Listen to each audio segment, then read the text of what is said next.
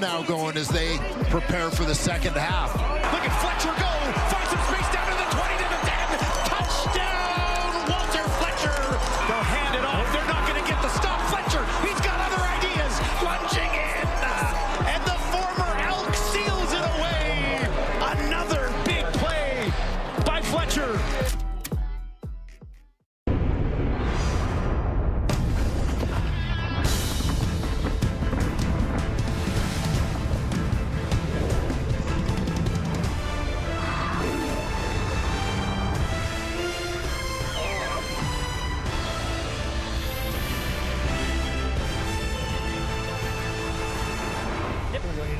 Over to you, Kate. I got you. Week 12 wraps up in Montreal as two red-hot teams are set to do battle. Davis Alexander filled in admirably, but Cody Fajardo returns tonight after missing the last 4 games with a hamstring injury. Cody's still leading the CFL in completion percentage. Fresh off his first win of the season, McLeod Bethel Thompson back under center with Trey Ford still nursing an injury. Big test for MBT tonight against the Alouettes D, who have allowed the second fewest points in the league. Hello, Canada. Welcome to Sunday Night Football on TSN. Kate Burness alongside Matt Dunnigan, Enoch Mwamba as we get set for the Elks taking on the Alouettes. And the rich, oh, they get richer because Return of the Mac. I asked if we could play the song. I guess there's some copyright reasons. But Matty D, I mean, to have Austin Mac back in the mix, and now you get Fajardo too. I mean, it's unfair for the Alouettes, is it not? It's kind of, it seems that way. Sure. And it's exciting, though. And to see a receiver of that capacity and that ability put back in the lineup along with Rambo and the rest of the cast, and, you know, to pick up the slack for not having Keon Julian Grant and Sneed and Tyson Philpott. You know, this team just seems to be getting better, even through injury. And it's incredible to watch, you know. And I'm also excited on the flip side, Kate, of getting Kevin Brown back in the backfield for the Elks to go along with Rankin, a young, outstanding running back. So a lot of new blood back in the lineup, Enoch, and I'm loving it. Absolutely. Listen, if you're in Edmonton right now, you talk about King, you talk about the rich getting richer. Well, it better motivate you to step your game up to another level. At the end of the day, look, Montreal is bringing back Austin Mack, who's a guy who a year prior had over 1,000 yards, and he was really one of the Cody Fajardo's most clutch receivers in second down. So whenever they fall back, guess who Cody's going to look for? It's going to be Austin Mack, alongside Rambo, who's emerging as a guy who's extremely reliable. So this game is going to be extremely explosive, and Cody Fajardo, we have to see also what kind of chemistry he's going to have with those two particular receivers, and how long will it take for him to get comfortable. By the way, the Montreal Alouettes are celebrating the 1974 team tonight. How about those uniforms? Those might be the nicest unis I have seen in a few years in the CFL. Cap right there. Oh, my God. We need to change that cap, but needless to say. We got kickoff next.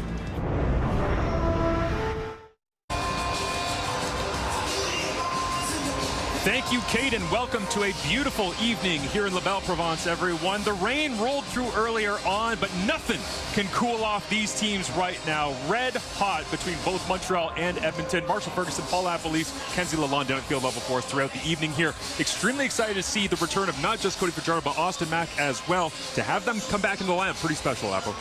It's amazing. Everyone in the CFL world is excited for this dynamic duo. And I'm not just talking about me and you, buddy. They're talking about Cody and Austin Mack. He led almost every receiving category for this football team last year, was crucial in their Grey Cup run.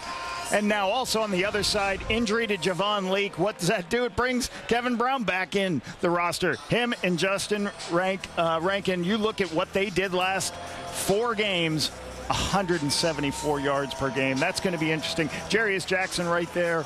Really good stuff from him. Marshall, what are you talking about? I mean, I love the idea of having those dynamic duos in the backfield and him leaning on the running game. He says he's feeling more and more comfortable doing that. Well, if they're carrying it, 7 yards at a clip, you might as well keep giving it to him. And Jason Moss right here, 4-1 at home. The only loss against the Toronto Argonauts earlier on this season. But Montreal, mathematically, as we sit here, almost clinching a playoff spot already, as those perfect uniforms that Kate Burness was talking about off the top, the 1974 tribute uniforms on display here, as Edmonton is ready to receive the kick from Jose Maltos, who will get things underway to wrap up another sensational week in the Canadian Football League. Thanks for being with us, everybody, as it'll be brought back by Dylan Mitchell to the 30-yard line, and he will be wrapped up and pulled down just shy of the 40-yard line as McLeod Bethel Thompson out onto the field here with Trey Ford still down with injury.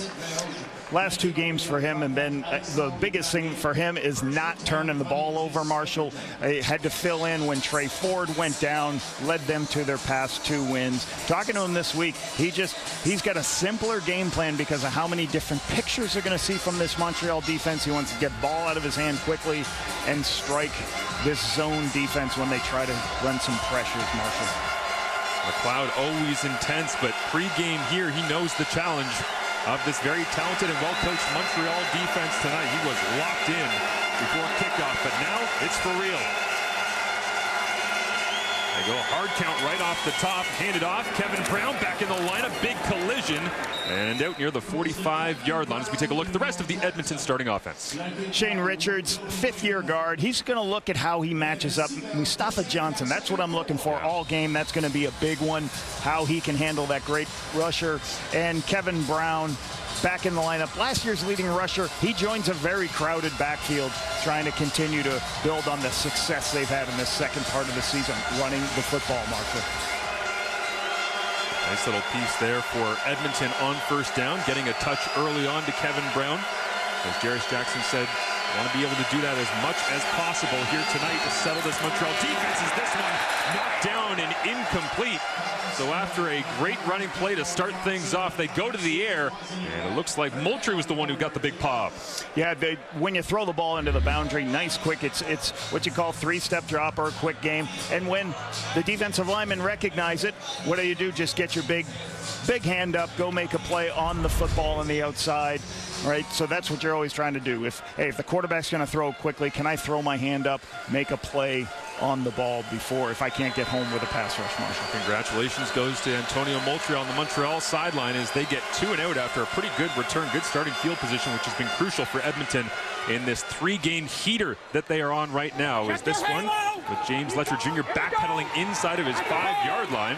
Picks it up after a 60-yard punt by Jake Julian as there is a flag down. We'll take a look at Cody Fajardo coming out here in that beautiful retro uniform after having his hamstring hurt, out for the last 4 games. First in the Canadian Football League in completion percentage. He's got 10 touchdowns. Half the distance to goal, first down. 10 touchdowns, 4 interceptions this season, but it's an amazing number with 78% completion. They like the short, controlled pass game, and then they're going to take some shots downfield. Cody's excited this week. He said he's really been working, making sure his rehab was ready to go. His wife helped him, everything. So it's been a great week for him. He's fired up and ready to play this week. And a great reception to not just Cody Fajardo coming out of the tunnel here, the birdcage in the opening, but also Austin Mack got a rousing ovation as the hold on the return will drive Montreal back inside their own 5-yard line. Not a great place to start for Fajardo as he backpedals and throws this one away as there's a flag out as well, with Austin Mack immediately asking what's going on. It looks like he's wagging his finger on the very first snap from scrimmage for Austin Mack. There's pressure. There's pressure on basically the first play of the game. They're going to run some pressure. And this is something you see often from Jason Shivers. He likes to pressure inside the 5-yard line to put legal contact on a receiver, Edmonton number 15. 10-yard penalty, makes it a first down. So one of the things Jason Shivers I always recognize is he likes to pressure people. And when he pressures people, sometimes what's going to happen, you could be in a position where you get your hands on. You've got the ability to put hands on people. You can't do it after 5 yards, and you really can't pull him down like this. The whole week for Cordell Jackson was, hey, first snap, you're going to be lined up against Austin Mack, okay? We're sending a message, buddy. Go out there and send a message. As we see a Montreal offensive lineman down. Let's look at the Montreal starting offense. Pierre-Olivier Lestage, drafted 10th overall in 2001. The Owls waited for his NFL opportunities to be exhausted, and that patience really paid off with some really good football play from this great player. And let's go back to Austin Mack. He led in almost every 8 different receiving categories. Deep ball threat, comes back to this really talented receiving core. And, certainly they already lead the Canadian Football League in deep ball passes and completions. So to get this player that he has a relationship with, think about last year in the Grey Cup when he made that spectacular one-handed catch. They'd score the next play. So I know Cody's so excited to get him involved in the game plan as soon as possible. Pierre-Olivier Lestage that you mentioned in the lineups there, Lapo, he does go to the sideline injured for now, but walks off on his own power. So on 1st and 10, they'll get it to the outside. Big run this time as the Elks starting defense gets gashed on a 1st and 10 run from Walter Fletcher. I've been impressed with Sean Oakman. Been excellent addition to this defensive line. He's already got 2 sacks. He can be unstoppable when he wants to. And the leading tackler in the Canadian Football League, Niles Morgan, he's fast. He's got 71 defensive tackle. He's a physical football player and first-year player from Austin Peay. Leads the Elks with 3 interceptions. Cordell Jackson gets better and better. Every week he gets an opportunity to play the game. 5'10", 185 out of Austin Peay there for Cordell Jackson. Is now Fajardo, plays on 2nd and 3. Inside handoff. And they squeeze it down. See where they spot the football. Niles Morgan thinks they got a stop for now. 3rd and short. Well, they'll move the sticks. Just these situations, 2nd and 3, you're going to have one fullback come across. You're going to have all the linemen zone block, and you're just going to try to fall forward, get your 3 yards for your 1st down. Great productivity on the 1st and 10 play to make them get 2 consecutive runs there. 2023 4th-round pick Noah Curtis in on the tackle there as they'll go back to Walter Fletcher. Lost his footing trying to turn the corner. As we see Cody Fajardo and what he's been able to do over the last 14 starts, including the playoffs in these numbers. But, man, it's been an incredible run for him before going down with that hamstring injury. Yeah, and the one thing I asked him about Marshall was his deep ball throw. He's been a much better deep ball thrower this year. What did you do? He's like, I kind of did a self-scout. I looked at everything I did as a thrower, and then I started bringing trash cans to practice. So he went out, and he would go to practice in the offseason, 2 trash cans, trying to locate some of those shots. Then that's been a huge addition to this offense this season. Davis Alexander watching off from the sidelines as Fajardo does load it up for a shot down the sideline. Hauled in. Charleston Rambo on the stat sheet immediately, and the Alouettes cross midfield. Easy opportunities. When you make these, this is a spectacular catch by Rambo, one-handed. You'll see him right here. What does Cody recognize? Press man coverage. Rambo outside releases and just runs by with speed and makes the catch by Gray. That is a spectacular location by the quarterback to give him the opportunity and get them moving up all the way and flip the field. 38 yards, but only needed one hand to bring it down. What a catch by Charleston Rambo. Now they go with a little swing as Walter Fletcher gets brought down. But let's go back and look at this catch because I didn't realize in the moment. I thought they were hand fighting. Well, apparently all you need is the lefty here if you're Charleston Rambo. Yeah, you know, certainly you have to have great hand-eye coordination here. Great, starts to grab a little bit, but the location is what does it. And he just traps it on his shoulder and makes that. That's an amazing, basically hand-eye coordination with a great location by Cody right there. Pressed Kenzie Lalonde down on the sidelines there too. Caught that in the background. Kenzie liked it. It's a big catch for Charleston Rambo here early on. Fajardo takes a drop on 2nd and 9. Looks to throw. Crossing route. And it's caught. Flag comes up at the end of the play. And that'll be Nate Bahar bringing back one of the old classic celebrations from his time in Ottawa.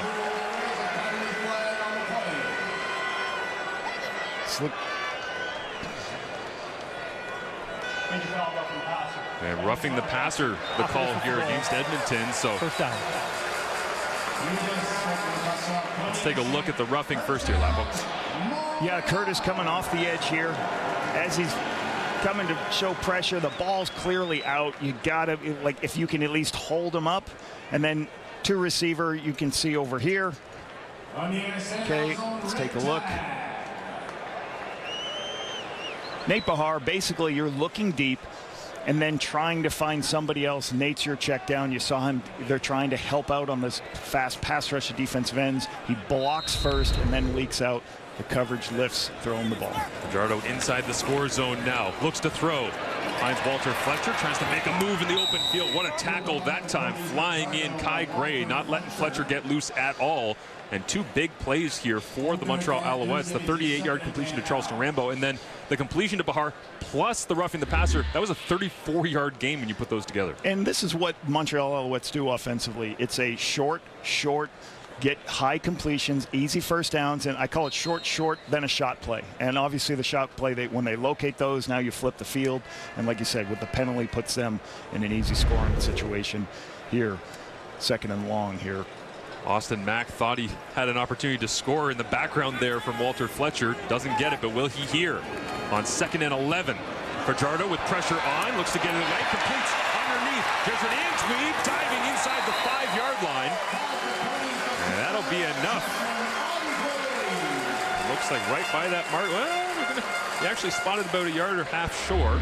And it looks like they would go for it. If they can, they'll go for it. Everybody lifts in zone coverage. Cody can't find anybody. The protection starts to break down. Just finds the check down. Really nice underneath check down there. Edmonton did a great job rallying to make the tackle that time on Antwi. So Dominic Davis comes out. Short yardage quarterback as he's back on the roster with Caleb Evans being down, and now Montreal has to call a timeout. And Jason Moss, head coach of the Alouettes, not happy about that.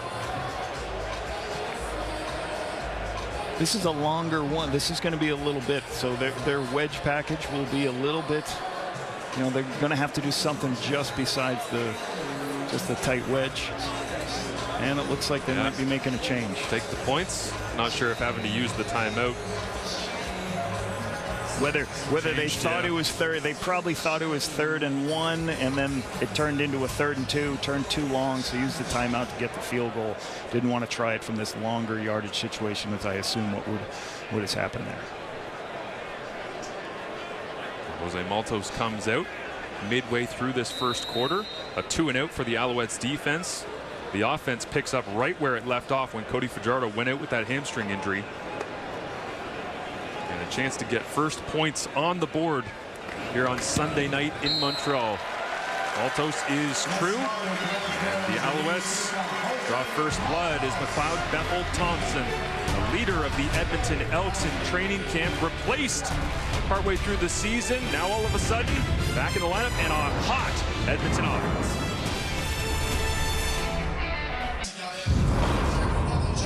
Back to Montreal as we see McLeod Bethel Thompson hard at work against the Hamilton Tiger. Is this just because he used to be a double blue guy? What was this, Lapo? He got hot all of a sudden, came back into the lineup, and looked really, really smooth against the Ticats defense. Yeah, 2 weeks in a row for him.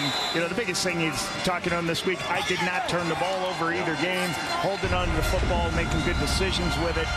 But he's looking this week to attack this defense. Inside run, nothing really happening there up front as that defense continues to do a great job against the running game. Let's look at the starters. Tied for the league in sacks with 5 of them. Mustafa Johnson, he's going to try to stop this potent run defense with his size and strength. Tyrese Beverett, first in the CFL in defensive plays. You're going to see him at least 3 different positions on this defense tonight, and that's what McLeod's looking for too. And Deontay Ruffin moves from the field halfback to the boundary as Bryce Cosby moves from the Sam linebacker, strong side linebacker, to the field halfback in the back end. You said 3 for Tyrese Beverett? Yeah, he'll play free safety, he'll play will, he'll play halfback, he'll play free. He might have drove the bus today to get here. I think he's going to play about 6 or 7 at some point here tonight. We'll keep an eye on it for you as McLeod Bethel Thompson into a hole shot, big throw into coverage and hauled in as Tevin Jones making plays at slot back for the Elks. They love him in this role. This is what McLeod Bethel Thompson's strength is. You're going to see a seam right here, and there's going to be space before that corner can fall inside. He recognizes it. He throws it immediately. He throws it with anticipation. That's one of the things McLeod is so strong at. This is a zone football team he's facing, but he can throw and anticipate windows.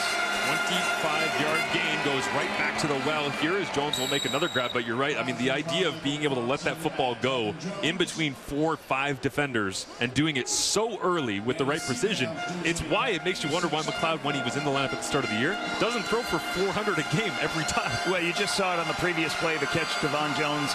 There is softness on that side of the field. He recognizes it immediately. He changes his drop, throws the quick pitch. So he's got a strong arm, but his ability to see pictures before the ball is snapped is what makes him great.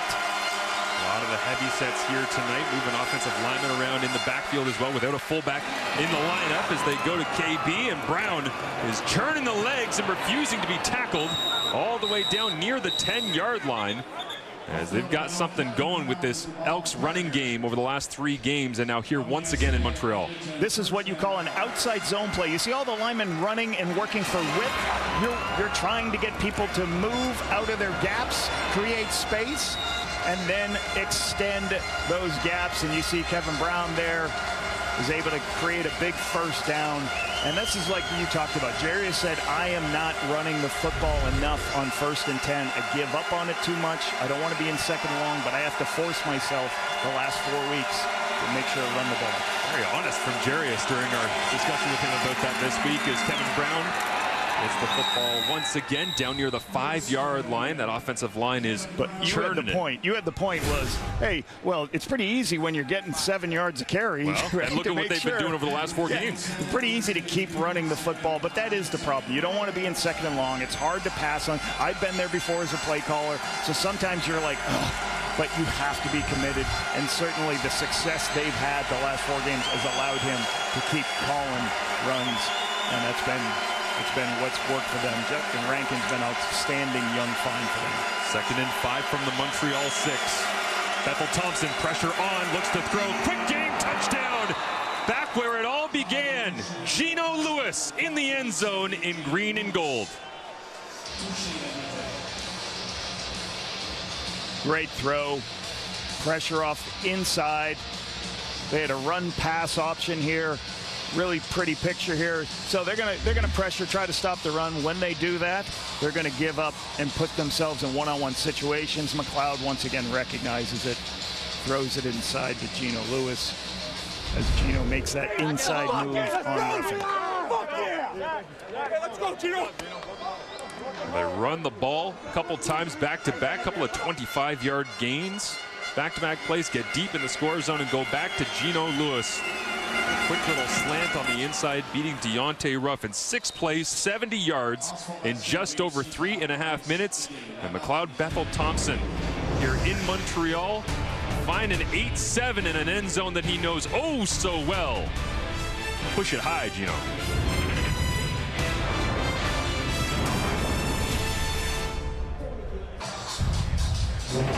We talked about McLeod Bethel Thompson's intelligence. Watch right here. He sees the safety is in the line of scrimmage, stopping the run. You're going to get a 1 out and 1 in.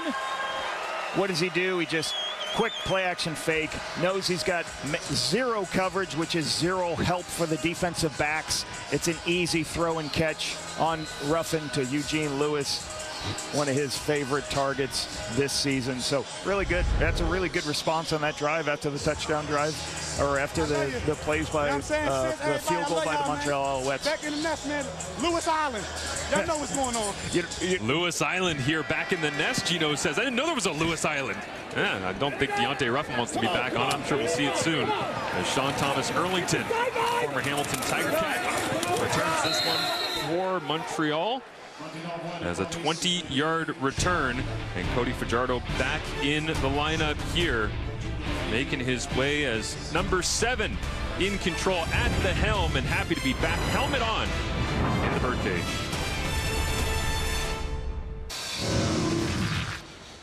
We look back here at Cody Fajardo, the injury that sidelined him. It seemed like a real nothing play as Robert Parrish from the Toronto Argonauts gave him a little shove and then down the tunnel, and we all thought, oh, okay, that doesn't look great, grabbing at the hamstring, and then all of a sudden it's Davis Alexander time for essentially a month here in Montreal. The success has continued, obviously, as the Alouettes continue to rack up the victories, 9-1 at this point. And going for double digits here tonight as a little shovel underneath Fajardo, and that'll be an incomplete pass as he tried to flip it back inside.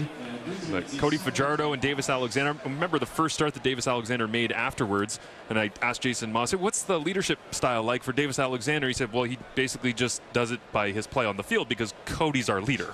He's like, Cody is everything to this team, but Davis is going to come in and give us everything he has, and he was great. And Cody had a good point. He says, I'll help Davis in anything he needs, but sometimes too many people talk to the younger quarterback, right. So I wanted to make sure the coordinator and the head coach are talking to him, not me. And go simulated snap count here. Try and get a look at the Edmonton defense. Fajardo goes with a screen back to Austin Mack. Gets a big touch. And that will make the fans in attendance very happy as several of them raise to their feet and celebrate having 81 back in red, white, and blue. The Alouettes run more screen passes than probably any team in the CFL. It's a middle screen where you release the lineman downfield, you give the ball to your great player in space, try to get the yardage. Just 2nd and 10 is what hurt them, or else this is a pretty good game. Just leaves them 3rd and 3, forcing the punt. Jason Moss and Cody Fajardo also talked about, you know, we're going to face a defense that knows Cody pretty well. With Jason Shivers having time with him, Saskatchewan, there was going to be a lot of zone coverage, they felt, because some of the things Jason Shivers has done to Cody in his experience. Jason Moss 2-0 against Edmonton. Of course, used to be the head coach in Edmonton as they'll send this one away. And the Elks get possession back. Dylan Mitchell outside of his 25-yard line on a 54-yard punt. And returns it out to the 40. Nice little return that time for Dylan Mitchell, setting up McLeod Bethel Thompson and the Edmonton offense on a perfect evening here in Quebec.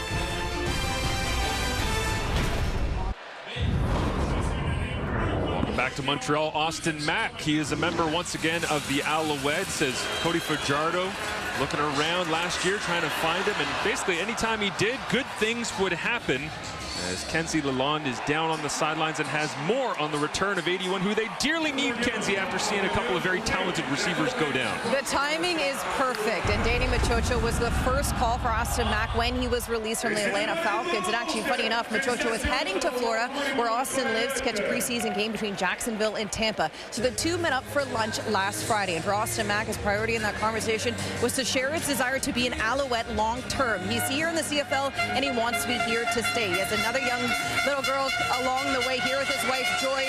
He wants to be here long term, guys, and so you can expect the deal to be ironed out here in the next few weeks.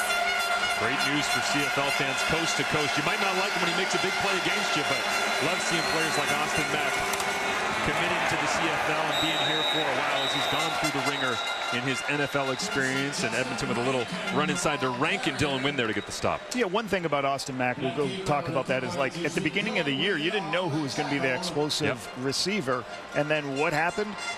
Tyson Philbott became the explosive receiver. He gets an injury. What else? Charleston Rambo stepped up. But they do have Ken, Julian Grant, Tyler Snead, and Tyson all in the 6-game injured. So bringing him back at this point is a great opportunity for them to get that deep ball player they had last season. Reggie White there as well alongside Keon Julian Grant. I mean, that's a ton of catches right there, a ton of Canadian catches as well between Tyson and Keon. Hate to see them on the sidelines, but Mack makes that feel a little bit less painful for Montreal fans as the defense gets some noise from the Montreal supporters on 2nd and 10. Backside, little crossing route here. McLeod Thompson, another completion. And Darnell Sankey brings down Tevin Jones, but not until an Edmonton first down. Great recognition here. Montreal loves to pressure and stand everybody at the line of scrimmage. I'm going to show you this real quick. 1, 2, 3. You got all these guys standing up at the line of scrimmage. When the ball snapped, they all drop out. They give the illusion of blitz, and then they drop out.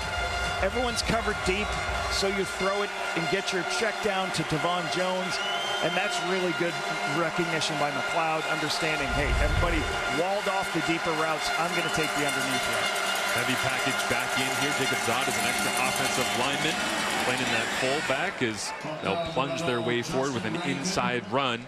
And interesting, Jarius Jackson is kind of going to this a little bit more than maybe we expected him to, which is mix and match these personnel packages and really lean on having a little bit extra meat up front. Well, they had an injury to both their fullbacks a couple weeks ago off the roster. They don't even have a fullback on their roster. They're doing it with Hunter Stewart and Jacob Zod. Or technically, when they want to put extra bodies at the line of scrimmage and run, that's who they're going to use.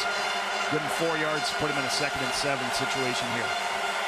So far, offensive play calling 5 passes, 6 rushes for the Elks.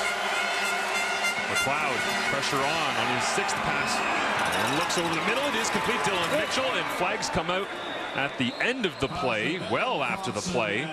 And a big pile of Montreal and Edmonton linemen. McLeod Bethel Thompson up onto his feet, and I'm guessing this one's going against the Owls. Could be another roughing. Major foul, roughing the passer, Montreal number 91. 15-yard penalty, automatic first down. Isaac Adeyemi Berglund. Adeyemi Berglund on it. They're trying to pressure here, and they do what I'll play it right here. So you're going to see what's called a twist, where he comes behind another defensive lineman. As he twists, he goes in, he thinks he has a free shot, but he leads with his head, and that's a blow to the head. You cannot strike any blow. Can't hit a quarterback or any player in the Canadian Football League in the head. I'll get you every time for that. 13-yard gain to Dylan Mitchell, 15-yard penalty, so 28 yards total. And now I'll go with another quick game throw, really getting the ball out of the quarterback's hand nicely here for the Edmonton offense as Hergy Mayala hauls this one in. And talking to McLeod, he talked a lot about, hey, I know when they're going to pressure. I got to think I've got a good beat on when they're going to bring pressure, when they're going to disguise it. I just have to have my eyes right to know when they do give me these open seams. Can I hit these open seams? Can I get it? And he does a great job of anticipation of his throws, which is as good as anybody in the league right now. Anticipation throws, Marshall, as you know, as a quarterback, is throwing when the defense is most out of position. Throwing it early. Don't wait for the guys to get into the windows. Noel Thorpe trying to dial up some run defense here against Edmonton, and on the final play of the first quarter, he will do just that. Is a little scuffle between Dylan Wynn and Mark Cordy, looks like there at the end of the quarter, but Wynn getting into it. As usual, it is intense in the trenches here tonight between two really, really talented and hot teams in control of their calls all season long, but never more than over the last month. We got a good one here in Montreal. Second quarter coming up. The numbers after one quarter of play here in Montreal, back and forth, and hey, 74 passing, 1974 jerseys. We got 74 passing yards for a bunch. It's meant to be here, Lapo, but it's a great matchup between these two teams stylistically, and increasingly what we're seeing is Edmonton leaning on that running game, and now it's going to get real tough in the trenches. Yeah, these are the top two scoring teams in the Canadian Football League, both completing passes. They're high percentage throwers. And the nice thing for the Elks, they're averaging close to 6.5 yards per rush. So they've got the ability to stay ahead of the sticks, not allow Noel Thorpe to run all those kinds of pressures and blitzes. So Jarius is doing what he wants to do, stay patient with the run game. But McLeod Bethel-Thompson is seeing the holes in the zone, seeing the pictures, and making great decisions with the football. Well, speaking of personnel packages, McLeod Bethel-Thompson begins the second quarter by watching as Dakota Prukop is in at quarterback here. Rankin and Kevin Brown around him. Run a little option play this time. Zone read inside out, and the Montreal defense, Wesley Sutton, ready for that, flying down to make the play. A bit of a different look from Edmonton. Yeah, this is, you're going to see two blockers going this direction and here. You're going to pull a guard to come up in the hole, and they're going to read the end man on the line of scrimmage. And Dakota's either going to run it or hand it off on the outside, or he's going to run it up on the inside. And he sees them expand with the speed sweep, so he goes ahead and keeps the ball. So it's basically an option play. It's either a speed sweep or a quarterback run. Matthew McConaughey, I say we run the veer. There we go. Got it in. McLeod Bethel-Thompson back in the game and into the end zone. Touchdown, Curly Gittins Jr. This is what McLeod talked about. There's going to be 7 times through the course of this football game where they're going to be pressuring. I got to see those pictures, and I got to make sure I recognize it and I can strike them. And you see right there, a bunch of people standing at the line of scrimmage. They're bailing out. The hardest thing for this defense, and I thought this would be difficult for the Montreal defense. When you stand linebackers at the line of scrimmage, it's very hard for them to drop back, Marshall, and find where they're supposed to spot drop to in the zone. So hats off to the Elks and McLeod Bethel-Thompson seeing these windows. Go 8 plays, 70 yards for that touchdown drive. Their first one was 6 plays, 70 yards. So matching them up, one goes to Gino, one goes to Curly Gittins Jr. And this was the offense that Edmonton was dreaming of at the start of the season. McLeod being the leader of the huddle, healthy and having a bunch of really talented, dynamic offensive skill position players. You're right. They did this at the start of the season, Marshall, but what they're adding now is 170 yards rushing a game, which obviously can help their cause, help them end the game, run the ball down. But some nice passes, mixing up versus zoning, their man coverage against Montreal. And then, once again, recognizing the team is going to be pressuring and dropping out, give the illusion and blitz and go. And he is down, Marshall. Down. Goodness. I always wonder how the ones that make it to game day. If you and I tried that right now, there'd probably be a couple of broken hamstrings right there. The ones that make it to game day for celebrations. I want to see the cutting room floor. I got a Milt Stiegel story. I wish he wasn't here. Like, I remember Milt before games used to go into the room with all the receivers. And I used to say, this is amazing. See the return down the right sideline here. Sean Thomas Erlington. Great starting field position for Cody Fajardo. Great by Sean Thomas there. But Milt used to do this. He would go, I said, Kahari, that's amazing. He goes over the final things. No. He was figuring out what dance they're going to do after a touchdown. That's what he was trying to do, of course. Sean Thomas Erlington dancing down the sideline right in front of the Alouettes bench. Really nice to see Sean Thomas Erlington healthy and active here on the roster in Montreal after signing in free agency after all that time in Hamilton, as Fajardo breaks the huddle here with Walter Fletcher alongside him. David Dallaire as well, the young French-Canadian fullback, is in the game, and Montreal goes to their own little version of bully ball and tries to pound it right into the middle of that Edmonton defensive line. The one thing I see out of this Edmonton defense is that Anderson right here is a linebacker who really has got the ability to run. Both these linebackers are fast, physical. 5'11", 230 in Anderson. And they shed blocks. And what does that mean? They get underneath the offensive lineman and go. And I'll tell you what, they look faster on tape. And I always say this, when you know what you're doing, you run a 4.5, you run a 4.5. But if you don't know what you're doing, you look like a 4.7. Yep. This defense is getting better with the more reps they've had. It's a young group, but they're getting faster and better. Shivers dials it up on 2nd and 7. Some pressure on Fajardo, rolling the same way that he hurt his hamstring, and now throws it away and gets tackled into the Montreal bench as it's incomplete. 3rd and 7, and Fajardo will stay right there on the Montreal sideline. And Ed Brown, a second-year player from Virginia, second in the team in sacks. You see him chasing down Cody Fajardo as Cody's trying to scramble. But the speed of these two ends is very impressive when you watch them, see him chasing this down as Cody tries to throw it away. Marcus Christmas giving chase as well from his defensive tackle spot on the inside. So best D-line name in the league? Yeah. Christmas, yep. Maybe? Could be. Is there a Halloween on this? Easter? Never short of options in the CFL name game here is big punt once again down the field. 49-yard punt. As there's an injured Elk down behind the play. We'll find out who that is. But Cody Fajardo fading to his right, reminiscent of that hamstring injury. Stays healthy on this one, but incomplete. And the Alouettes have to kick it away. Could be an extra in there, huh? Get that going, or are you a little orangish for that? Yeah. The sunburn came in real nice. The end of summer. No options on that one. Non-negotiable. We'll go back to this Edmonton running game. Kevin Brown gets another touch and continuing to battle right through the echoes of the whistle here, reminiscent of 70s CFL football while they're wearing these throwback uniforms. Titus Wall, it's interesting. Titus Wall, veteran from Calgary, getting opportunities as they move him closer to the line of scrimmage to get some plays. Talented secondary, with the Qua. I love watching these guys play.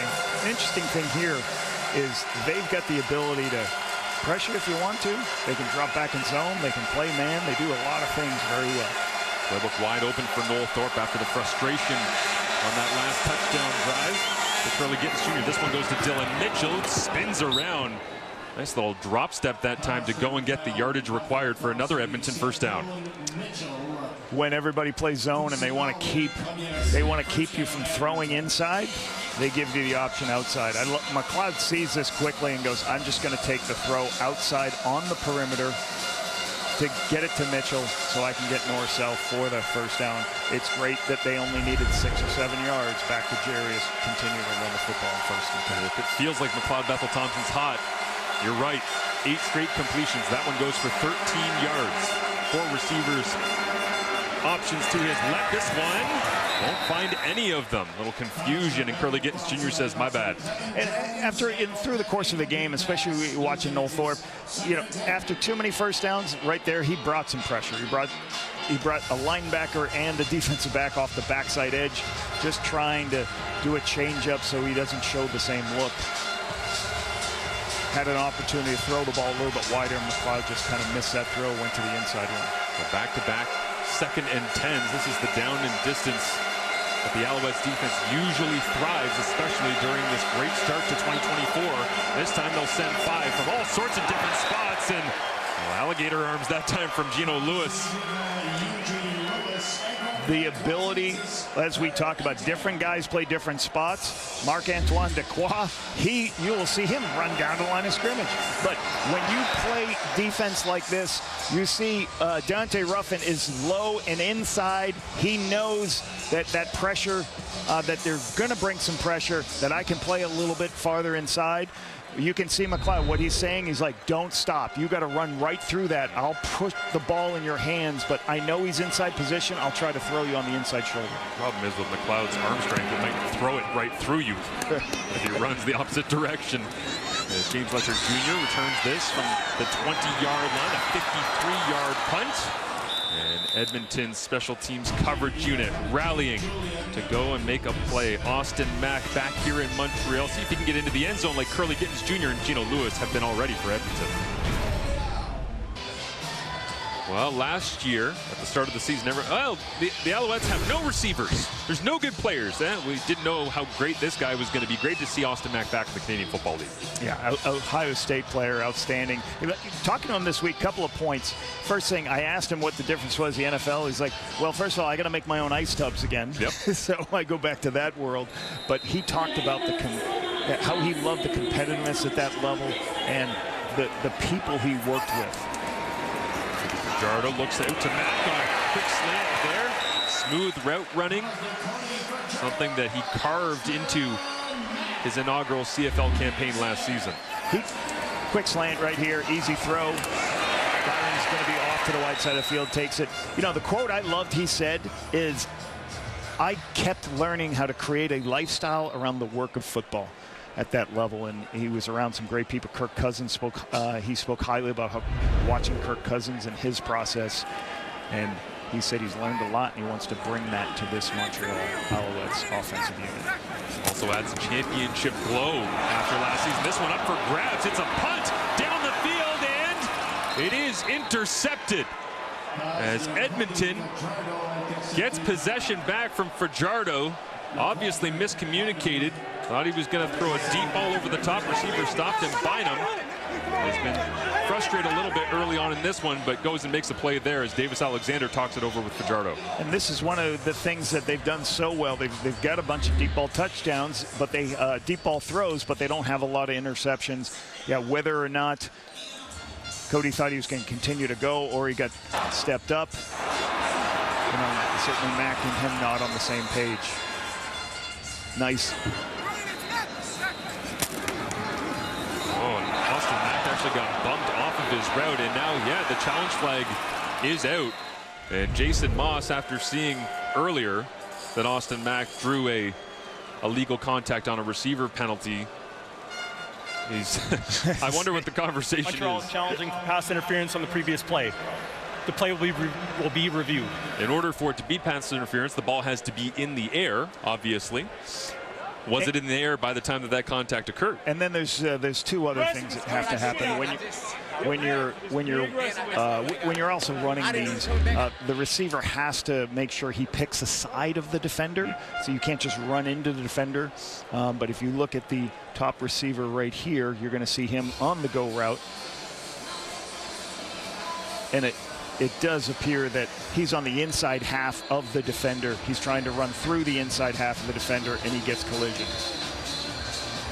Of course, reminds you of the old, when you could challenge for illegal contact and people would go fishing before they changed that rule and said, no, you can only challenge for defensive pass interference in this spot. Labo used to go searching for things all the time. And years ago, you used to be able to make that contact right downfield, but the league 5 years ago said, hey, we're going to When we go to 5 here, and here we go with the command center. Hey, every time I see this, this is what I think about.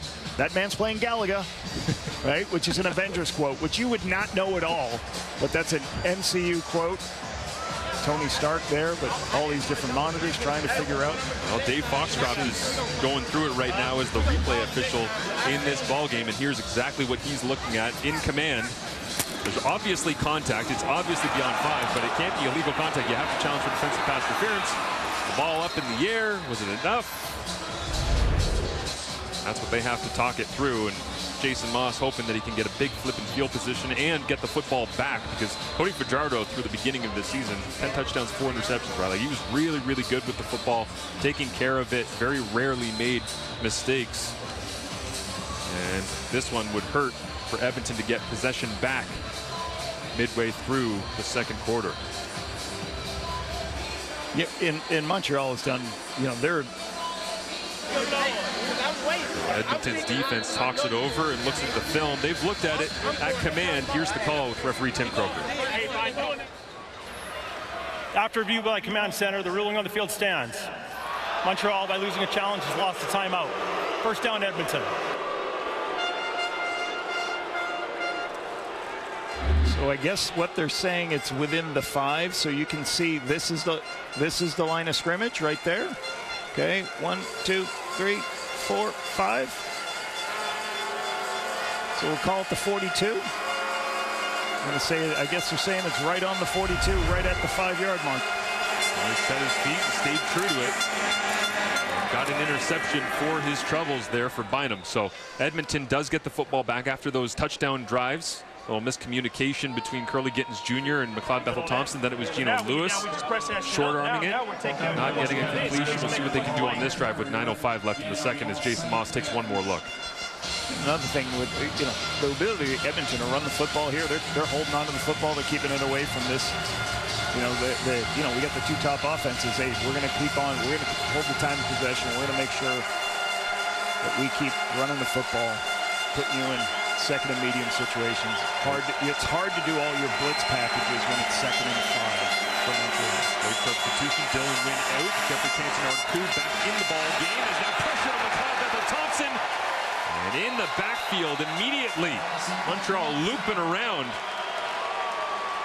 And it'll make it 3rd and 4 as Canton-Arcou came off the bench and ended up in Edmonton's backfield immediately. Canton-Arcou is right here.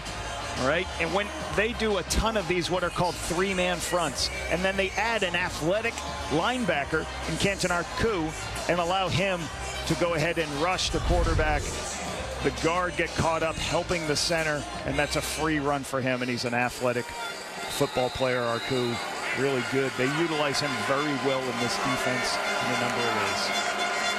Mentioned earlier, Anderson playing linebacker out of lane 5'11", 230. How about Jeffrey Canton-Arcou, 6'4", 240. Amazing. That is just a brick wall of a man at linebacker in his rookie season.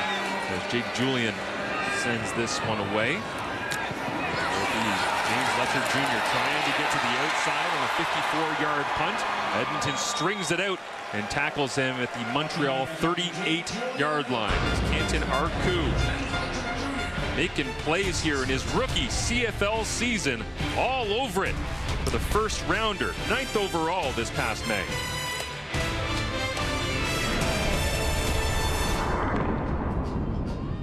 NFL. U Sports getting it going. U Sports. NCAA week 0. NCAA week 0. We're back, man. Dublin, Ireland. Everything's back. Great time to watch some football as Charleston Rambo crosses and almost gets knocked over by the snap.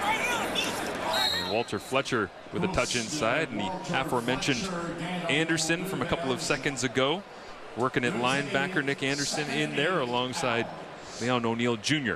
Really nice. Leon Jr. finding a crease, getting through the defense. They'll get a little fake here, and then they're trying to run what they call a stretch play or an outside zone play, but no blocker for Leon Jr. O'Neill. Really nice stop by this Elks D. Good to see Noah Taylor back on the field as well. Number 42 at defensive end, bottom of your screen there. He was injured on a special teams rep earlier as Fajardo steps forward, checks this one down and incomplete.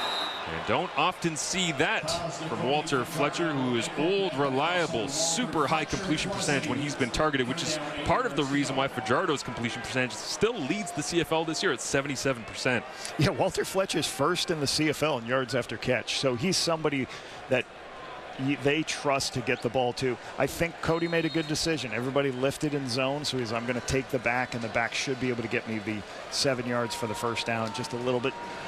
If he could take a little bit off of it to give him a little better located throw with a little less intensity, makes the catch. Joseph Zima, a high snap, brings it down. Sidewinder that's going to hit the turf and do just that, kick out of bounds at about the 25-yard line. As we see last week, the performance of Justin Rankin and just how much he's kind of flowed into this offense, and all of a sudden adds a little bit of that power dynamic side by side with Kevin Brown. Javon Leaks in there as well. And hey, Kenzie, you never know who's going to give you a call, do you? You just never know what can happen. For Justin Rankin, he was released at training camp, as you mentioned, Marshall, and then on July 21st, he got the call to come back. So during those 2 months, he was spending time with the Frisco Fighters in the indoor league, and he was in a team meeting when Leroy Simon called him up and said, hey, buddy, we need you out here. So it's 28 hours later, he was on a plane and back in Edmonton. Yeah, incredible, sitting in a meeting of a different team, different league, and your phone lights up, and you go, actually, guys, I got to step out for a second. I got to take this. When you watch him play, he reminds me of the high school running back who's a backup on the team. Later in the game, they've got a pretty good lead, and he goes in and he's going to say, I'm going to show you that I'm a great football player. He runs with an attitude and an aggression, and the coaches love this player. One of the hardest workers on the team, one of the most studious players. He said, I'm not coming off this roster. You put me on, I'm not coming off. That will cause some confusion on first down. He'll look to throw here on second. And once again, it's Canty Narku flying into the backfield on back-to-back possessions. And the Alouettes, once again, have cashed in with first-round draft picks like they did with Marc-Antoine Dequoy, and on and on and on. They have made the most of their first-rounders. 5-man pressure, and what does that mean? They're going to bring people in spots, but they take both linebackers. Arku's going to start this way and then come back. And that's what they've done 2 plays in a row. He starts and then he twists around, and it's just too hard for the lineman to pick up. They get off balance when these twists happen, and Arku's such a good athlete. He's in to make the tackle on the 5-man pass rush. This is super high punt that falls very, very short. And Fletcher Jr. returns after a 45-yard punt. I want to make one more point about Rankin if we can. Like, talking to Marcus Howell, he talked about Rankin and his ability. He's like, when we go to the airport, he's in his playbook, he's studying it. He's the guy where other guys are getting McDonald's, doing other things. Like, they love him, and they expect him to be there for a long time. Cody Fajardo against a 4-man rush on 1st and 10. Looks over the middle. Complete. Nate Bahar worked in the middle of that field. Falls in another one. And takes a look down at the sticks before he realized, okay, I can do the first down celebration. Why not? Yeah, great intelligence. I had 2 years working with Nate, and I always thought he was great. I kept moving him closer to the football because he was a great time and space, understands to be ready when the coaches need him. Go back to the running game here, up in between the tackles, and who was that sticking out an arm and making the play? That's DeMarcus Christmas. Why not? A defensive tackle. He just grabbed one part of Walter Fletcher's body and rips him down to the turf, holding what could have been a much, much bigger gain. Yeah, with Pelly and Christmas in the game, that's some big dudes. With Pelly at 320 pounds and DeMarcus at 302. They got them both in here again as Fajardo, deep drop, steps up in the pocket, looks down the field, and it is complete. Nate Bahar makes another. Said he was just playing game out of retirement essentially to have some fun when I talked to him a couple of weeks ago. Well, this looks pretty fun. He likes this offense. As Cody scrambles, Nate sees it, jumps inside. Great move by Cody to get across. Nate jumps in, get north-south. Great play by Cody. Just recognizing time to move, use my legs. Zones usually break down when quarterbacks use their legs. Another great play by Nate. Been a very sure-handed receiver for him. tighten things down here inside the box. Fake the run, Fajardo. Lots of time to operate. Defender with his back turned, and now Cody is wrapped up down at the 20-yard line. As Nick Anderson was the one right there that had his back turned to him, trying to chase the running back out to the flat until the Edmonton bench started screaming to turn around. Yeah, Nick Anderson, yeah, it was a very good play fake by Cody. And again, part of what they want to do is they always want, once they get a first down, they're going to do something short. Do a lot of short crossing routes and stuff like that. The emotions high here at Percival Molson Stadium tonight. The Elks in a rhythm early and continue to hold a 14-3 lead over the Alouettes. Oh, we got a great house. Are you eating? Nobody told me anything. I just prepared a nice 3-minute warning. What are you eating, pecans? He always is eating. He's eating all the time. We have a great halftime coming up. Thanks a lot, Enoch. Snacking. I've seen Enoch eat. I can confirm that being in studio. Enoch does not snack. An Enoch snack is a meal. Okay. Uber Eats delivered in there to the station. Ready to roll here with a waggle. Cody Fajardo looking to Mac at the 10-yard line and knocked away. Great coverage. Just got a sense coming out of the huddle there that Austin Mack was fired up to try and go and score a touchdown in his return to Montreal, but Leon O'Neill Jr. said no thanks. Undercuts this out route. This is Mack on an out route, and Leon Jr. has help over the top. You can see up top somebody ahead of him, Moncrief above him, so he can play underneath this and he can really drive the route. What does that mean? He doesn't have to back up because he's at help from Moncrief over the top. It's what you call two deep man under coverage. Don't get the opportunity to get that ball. It's got to be a little bit farther outside. Jose Maltos from 28 yards away. That's a crazy play by O'Neill Jr., by the way, spinning his way back. Anyone who's ever played linebacker just watched that and said, really? How did he get there? Well, pretty good athlete. It's one of the hardest positions to play. No doubt. We get a look at the CFL on CTV schedule. As it begins with the Banjo Bowl, September 7th, Sask and Winnipeg. Going all throughout the season. Tons of great matchups available on CTV. Eastern semifinal, Eastern final, Grey Cup as well on CTV this year. Great to be able to share our great game with so many people and the good folks at CTV. Putting together that in conjunction with all things CFL on TSN. As always, your home for Canadian football. Jason Moss. Calm down from the penalty. Yeah, fired up still. Working the sideline, working the officials a little bit. Kevin Brown in the backfield. They'll roll hard all the way to the right side of the field. McLeod Bethel-Thompson pumps. Now he's going to use his legs. Dives forward. McLeod never afraid to go for an adventure with the legs. Hey, they're averaging 7 yards a rush. That's just a rush for McLeod. And one of the things, they sprinted to the field. What they did is they moved the launch point. The great thing about it, you get your quarterback away from danger, but the bad thing is you split the field in half and everybody starts chasing you. Montreal was in zone. They could sit on all the 3 routes. So McLeod did the best thing, put him in second and short by just pulling the ball down and running up. One of the few rushing yards he has this season. Reminded me of a touchdown Atlantic run that McLeod had, as the way that he exploded into a tackler at touchdown Atlantic with touchdown Pacific coming up next week on Labor Day, is right down the middle, the heart of that Montreal defense. And again, we talked about it, Lapo, stylistically, but this is a challenge that this Montreal defense really hasn't had to face this year because nobody's been running the football like Edmonton is trying to right now. And they certainly are. And this is one of the things they love to do. They're going to do a gap play. You'll see the guard pull around, and he's going to try to create a crease. It's what you call a power play, where he's going to try to create a crease that the back can go in. He kicks out what's there, and it's really good on a second and short operation.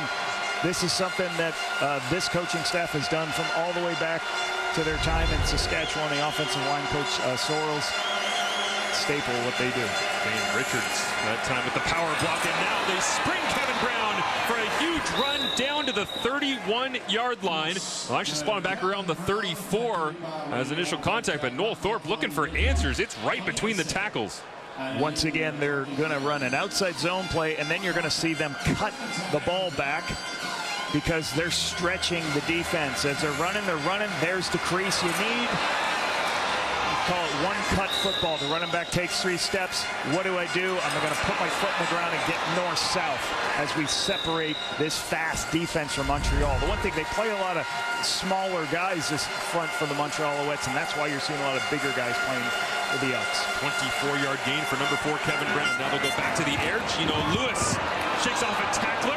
And Marc-Antoine Dequoy, man, if he didn't bring him down, that looked like it might have been Gino's 2nd touchdown of the ball game. So you can see the chess match right now. After a couple big first downs, what happens? Noel Thorpe, I'm going to press you. We're going to send a blitz. What happens? McLeod recognizes that immediately and has a one-on-one situation with Gino Lewis to put them into the score zone. See them starting to pressure. Now you get the throws on the outside and puts the Elks in the red zone. I mentioned Marc-Antoine Dequoy as a 1st-round pick. That was my fault. He was a 2nd-round. How is he a 2nd-round pick? I don't know. He's an incredible football player. He's the free safety of the Alouettes from the Montreal Caravan program. Stares down McLeod Bethel Thompson on 1st and 10. Handed off. Kevin Brown knifing his way through the Alouettes defense once again inside the 10-yard line. So once again, what they're trying to do is what they've been doing for weeks in a row. They're going to send 2 people down. They're going to pull 2 people to the point of attack. And then this is what's called a counter play. And the back finds the crease on these counter plays. One kicks out, one goes around the horn, and you just create extra gaps. Really good run here. And I'll tell you, this is a 9.5 yards per carry for Kevin Brown right now. A pretty amazing stat for him. They got to keep doing it. I'm glad you're drawing this up to explain to people at home because it's not the most complicated thing. However, it's teaching tape. Edmonton's offensive line are dominating the line of scrimmage right now. Sealing and kicking and double teaming and everything else. And a blitz look once again from Montreal because they say, we're not going to allow you to do that. We're going to walk everybody up at the line of scrimmage. You want to try to run the football, you either better have a route pass attached or we're going to stop you for a tackle for a loss like happened here. Titus Wall tracking it down from the backside that time as you see the uniform of Kevin Brown. That is a man who's getting some touches here tonight, but a real interesting dynamic with 58 seconds remaining in this first half. 14-6. Only majors on the board for Edmonton, and now 2nd and goal from the 6. And the Edmonton Elks are the #1 team in the Canadian Football League in red zone offense. They've got touchdowns on 79% of their drives. The best by far in the Canadian Football League, and they've had the most trips in the red zone. Let's see where McLeod goes with the rock. Hard count. Rolls to his right. Looks inside. Nobody home. McLeod's going to try to use his legs. Dives towards the end zone. And will come up just shy. But it'll be 3rd and goal. McLeod is yelling at himself. McLeod, you're not going to be faster than you are. Like, don't yell at yourself. Don't get mad. Don't have a recruiting meeting right now. I like what he does. He can't find anybody open in the zone pressure. He starts to move around, scramble, can't find anybody. You know, if they get possibly 1 more yard, what are they doing? You know, it gives them an opportunity to still take a shot. So this is a great run by him to give them the opportunity. Hey, if this is a 3rd and 1.5, are we gonna take this shot for the end zone or a 3rd and 2? Fully extended there. He was committed, but Isaac Adeyemi-Berglund chased him down from the backside. Speaking of 1st-round picks, 3rd overall by the Calgary Stampeders back in 2020 as an injured Edmonton Elk makes his way off on the sideline here. That's the reason for the delay, and Dakota Prukop with the short yardage package gets set to come out. So a little bit of an awkward exchange between 2nd down and 3rd down, but it gave Edmonton more time to talk about it. Are we kicking a field goal? Are we going to go for it? But I think the upstairs are telling it's maybe a little bit more than a yard. Let's go. We're on the road. Let's get this opportunity to go get him. There's Joel DeBlanco, 1st overall pick in the game. Wearing number 50 right there, alongside Marcus Christmas and the rest of the protection unit. But you never know with Dakota Prukop being the holder. Yep. And here we go. Yep. Get ready. Hard count. Is he trying to draw or will it be live? So you go up to the line of scrimmage when you have Dakota Prukop as your holder. What it gives you somebody who can run up to the line of scrimmage and then either go for a QB sneak. You do a hard count. You get underneath the center. Hard count means you use your voice and try to get them. Violation. Really good execution by the defense Edmonton. of the Elks. Number 7. See, I don't like that they call that on the quarterback when he's not allowed to snap the ball. That doesn't need to go on Dakota's resume that he drew a time count violation.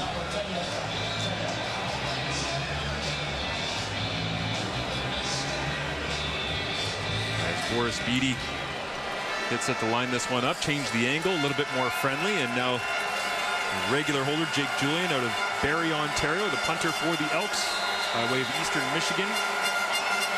Will put it down. And from 19 yards away, it's up and through. And we see those beautiful 1974 uniforms that the Montreal Alouettes are wearing. Well, coming up at halftime, they'll be breaking it down for you. And here in Montreal, they'll be celebrating the 74 Grey Cup champions. Wally Bono there. Who's that guy on the right? Is that Wally wandering around there? Great to be able to see so many of the legends coming back and celebrating, and they did a fantastic job of making these uniforms stand out, be memorable, be true to the past, add a little bit of modern flair to them. And I like what Jason Moss talked about. He says, hey, we want to honor these guys. We're proud to wear the jerseys they wore and won the Grey Cup in 1974. So we're excited to play for them and play our best game. Yeah, he loves bringing in the history and making sure everybody appreciates what has come before them, and what has come before tonight for the Montreal Alouettes has been a heck of a lot of winning.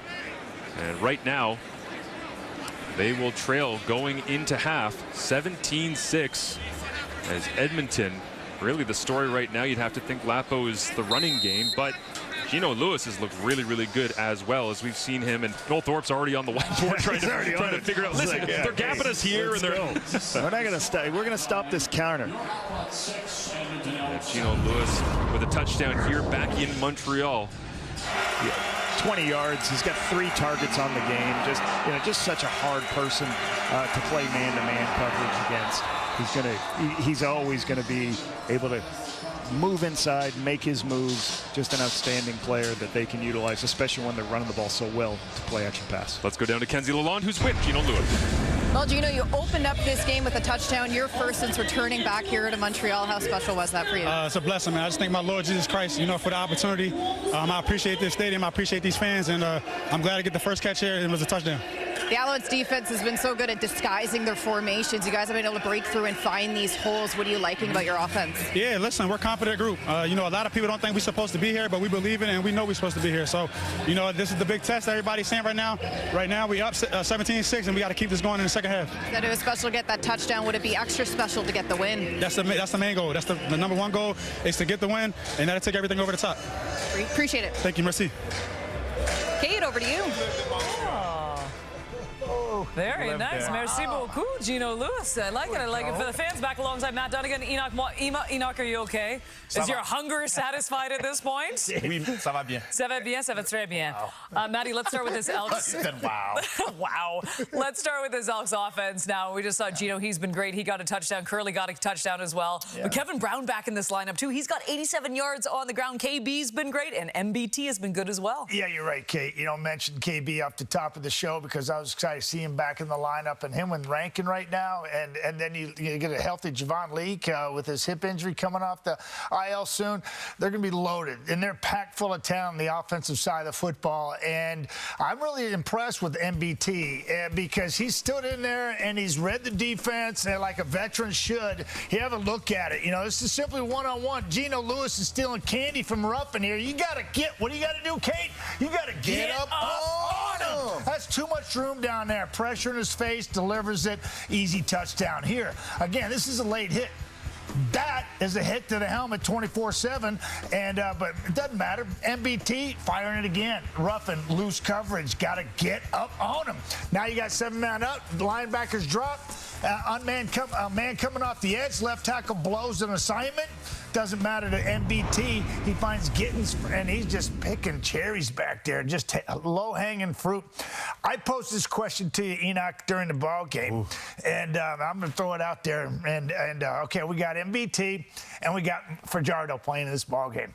Would you like to see those two, or would you like to see Davis Alexander or Trey Ford more? Listen, if you want to be excited, you definitely want to see those two back there.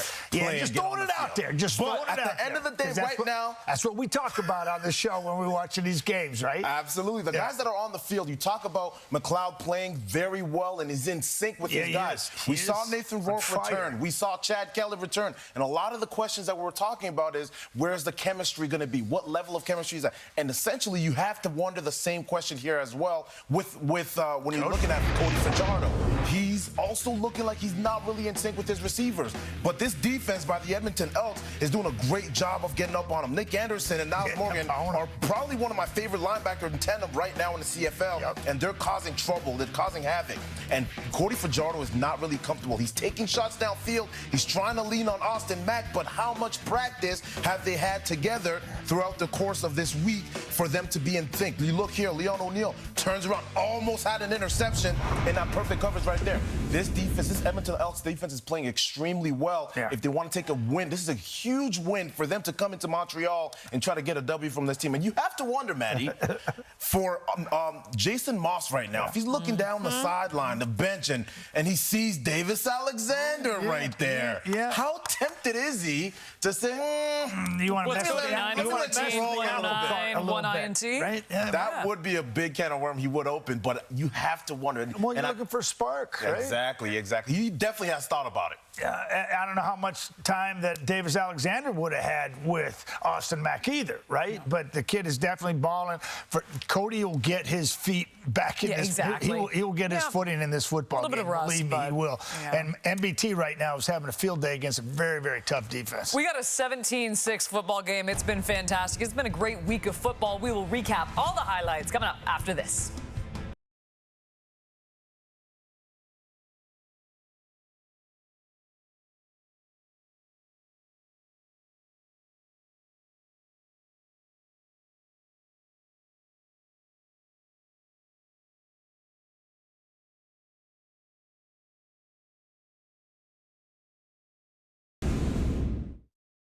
As promised, your Week 12 highlights: Rough Riders, Argonauts on Thursday night. Argo is getting reigning MOP Chad Kelly back after serving his 9-game suspension. Pick it up late in the fourth, tied at 19. Riders pinned deep on second down. Trevor Harris. Oh, no. Oh, it's incomplete.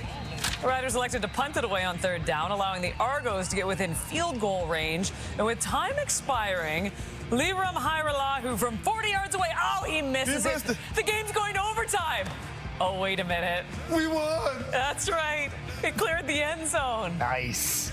I'm okay for the Roots. Are you? I'm all right with the Roots. I don't like it. I'm all right with the Roots. I don't like it. Stop them. Don't let them get in that situation. Tiger Cats taking on the Blue Bombers Friday night, late in the second quarter. Bombers punting up 6-3. Jordan Bird on the return. Bird is the word. First game as a Tiger Cat. He fumbles on the booming hit, though, from Tony Jones. Bringing it. Oh, it's returned by Michael Ayers for the touchdown. Winnipeg, they led it 13-3. Damn. At the half. Is that a table banger there? That's a big table banger. Late in the fourth, Bombers down 4. Zach Kallar was going to find Kenny Lawler for the 10-yard touchdown. Despite 3 INTs from Zach, the veteran QB leading the 72-yard game-winning TD drive as the Bombers don't look now win their 3rd straight game. Only pass that matters, Kate. Right there. Exactly. Welcome back, Kenny. Lions taking on the Red Blacks Saturday. Third quarter action. Drew Brown hits Nick Mardner, who makes a man miss. He go. Whoop. Good. Go. Off the way. 64-yard scar. First CFL touchdown, and then guess what? He was in a groove. Brown to guess who? Mardner again. You're not done. He doubles up for his second major of the day. Dude, he's just playing with them now. He is. Now in the fourth, Lions down by 10. Nathan Rourke. He's going to be stripped. The Red Blacks are going to recover. Rourke, 30 turnovers in his second game back. The Lions drop their 5th straight, and they also drop below 500 on the season, but maybe they'll need that BC crowd to get them going again. And I'm not talking about in Vancouver. I'm talking about in Victoria. It is Touchdown Pacific.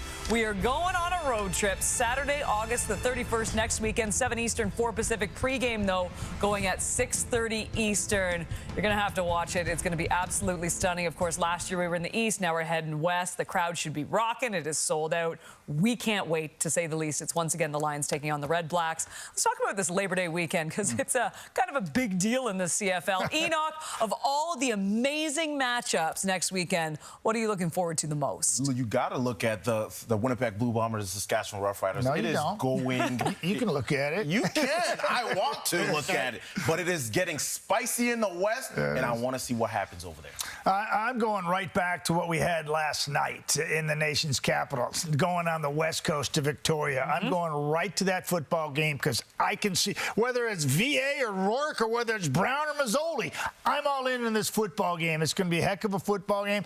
It's going to be a party out there in Victoria and on the West Coast, as it should be. So, Kate, that's where my eyes are focused. What about you? You know what? I'm also looking to the rematch. And that game last night I thought was great. And I think that, you know, BC's got to get something going at this point, and all eyes now, too. If VA is healthy, what are they going to do in this situation? I'm not looking past, because I just think it's Labor Day and it's on Labor Day Monday. I'm not looking past the Tiger Cats and the Argonauts either. I mean, they always get up for the game no matter what, too. And we want to watch all the games. I am going to be watching all the games, and I think it's going to be hostile territory for Chad Kelly and the Argonauts as well. It's all hostile territory. I agree. On Labor Day weekend. Oh, my goodness. When you go to Alberta, just crank it up. Just tighten those chin straps just a little bit more and bite down a little harder because the hits are coming. Okay, here we go. You got Nathan Rourke and you got VA completely healthy. Who are you starting, Enoch? Coach Campbell is going to stick with Nathan Rourke, I believe. I truly see that coming. Wasn't the question. That wasn't the question. Nathan Rourke. I mean, it's going to be tough. If you're putting VA right now, then you're going to have to open up a whole can of worms that you're going to have to answer so many questions for. Huh, interesting. Where are you going, Maddie? Oh, did you ask me that I had to same ask both of question? them. That's right. Yeah, you're not getting away with not answering. Man, Yeah.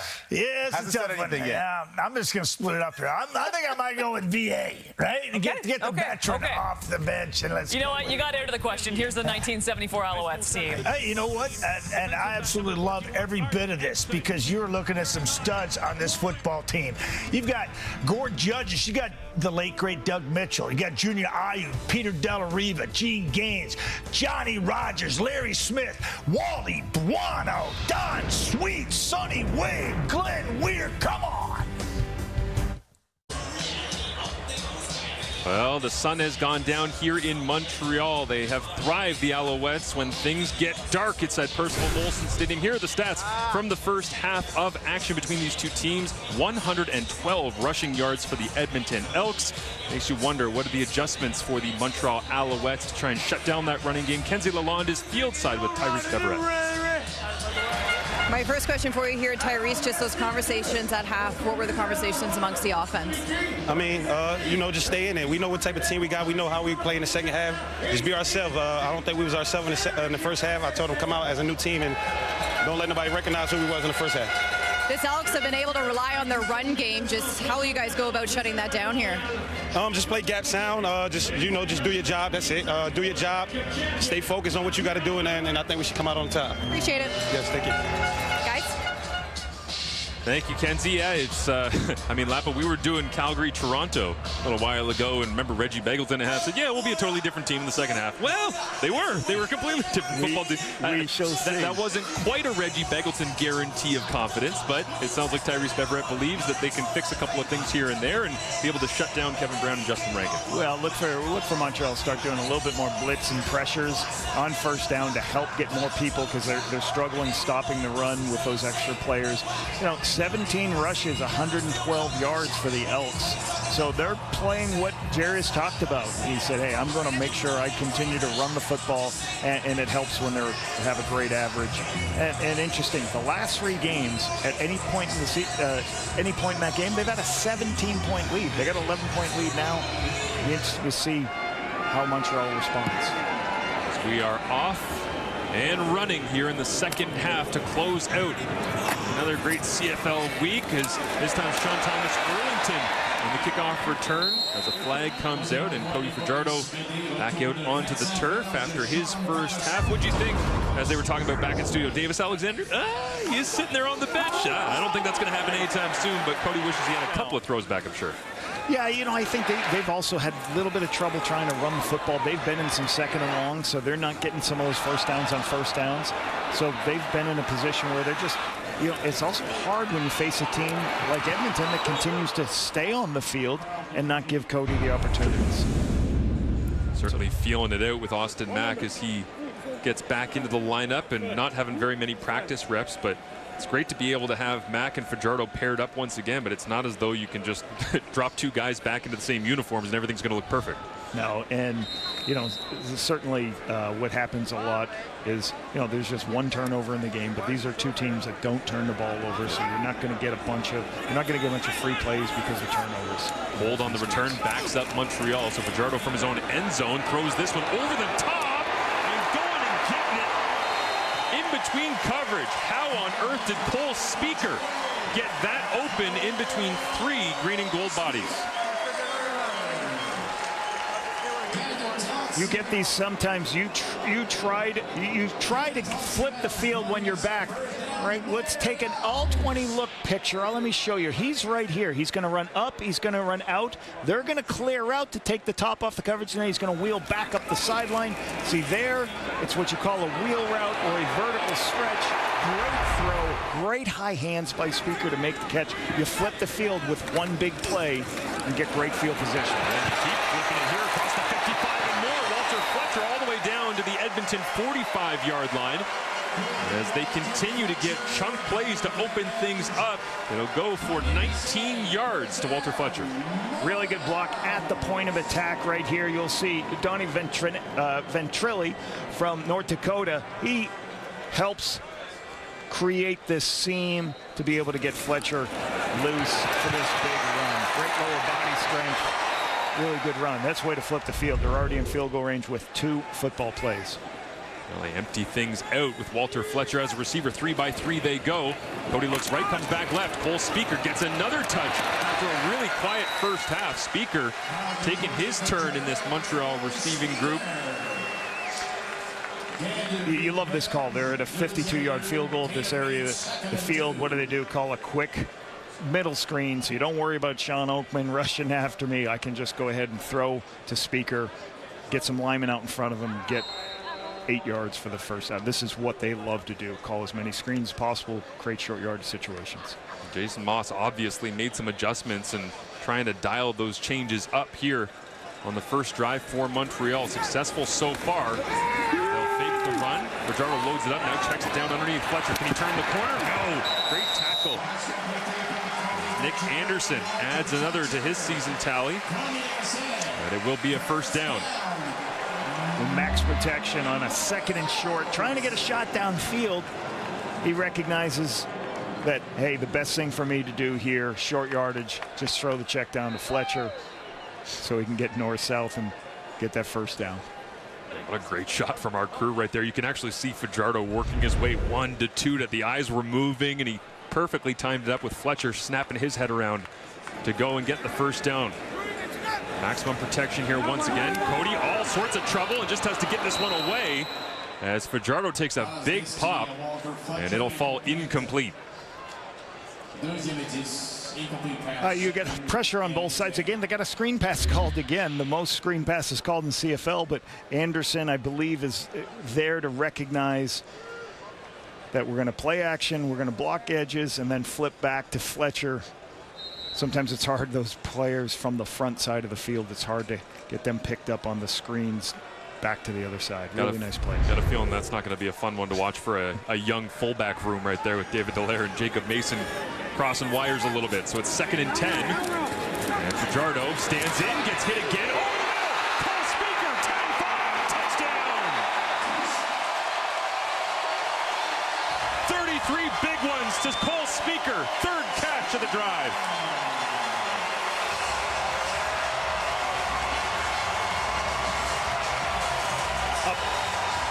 A pressure to Cody Fajardo. He's hit as he's about to throw the football, but throws a strike for the touchdown. You see a 4-man rush as he climbs to get the ball off. There's a hit by Noah Curtis. Once again on a twist. But Speaker on the crossing route on the post in the middle of the field. Great throw and catch and opportunity. They'll stay in with the offense here. for the 2-point conversion. 6 plays, 100 yards. Right on the dollar bill right there. 3:16 it took, but that was the length of the field. And Jason Moss putting it together. What's he going to call here for a 2-point conversion? Protects Austin Mack with a fade ball. Couldn't hang on to it. Cut off end zone there, not giving him any favors. Back at Percival Molson, but Austin Mack open and drops that one. Could have been valuable. Cole Speaker, 3 catches, 77 yards, all on this drive, and punctuates it in the end zone.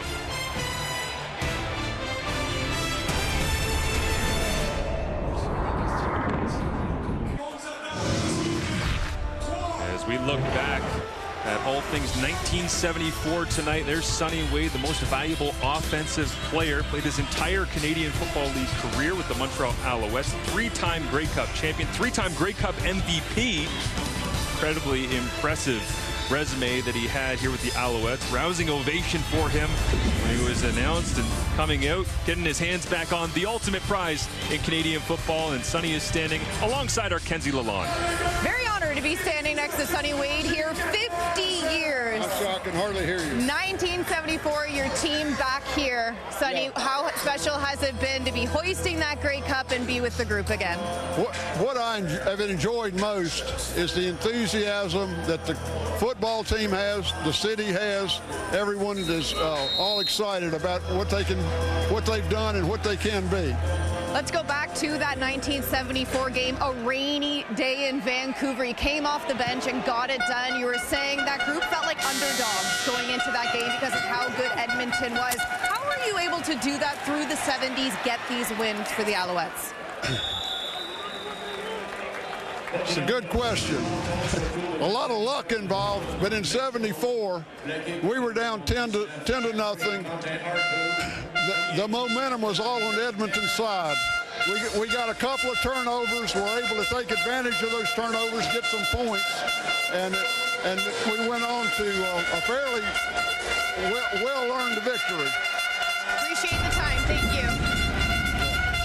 Thank you, Kenzie. Thank you as well to Sonny for hanging out here, having a great time at halftime and soaking up the 2024 Alouettes. As this one rifled into traffic and nearly intercepted.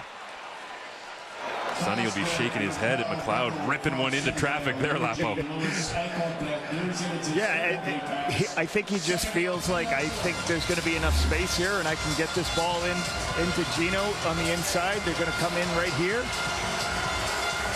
As they do a little quick inside zone fake, Gino comes into the middle of the field. But really good push by Sutton's in a good position. Wesley Sutton to be right there. David Foucault's eyes got real big real fast. Saw the tip and he thought he might go get it for a big man catch. Ball's incomplete, 2nd and 10. Evan Thompson, this one tipped at the line of scrimmage. And back-to-back incompletions. Isaac Adeyemi Berglund celebrates once again alongside Antonio Moultrie, his 2nd knockdown of the ballgame. Yeah, you got a quarterback who's accurate. The quarterback's going to throw the ball quickly. You know he's going to get it out of his hands. Moultrie puts himself in a position, okay, hey, I'm just going to throw my hand up. Moultrie's got his 5th week on the roster. He's got 10 tackles this season, but that's part of the process. Hey, if we can't get to him, just throw your hands up, knock the ball down. This guy's been dangerous all season long. James Letcher Jr. stands back. Wonder if he's got something to change the tenor of this game right now with Edmonton holding on for dear life. Letcher catches it on the run, tries to turn the corner after a 42-yard punch. Great special teams tackle. Looks like he was Edeva Maga Clements down there, the global. But back in 74, these Alouettes and those sharp uniforms that are being honored tonight. Incredible accomplishment and great to have them back here at Percival Molson Stadium this evening.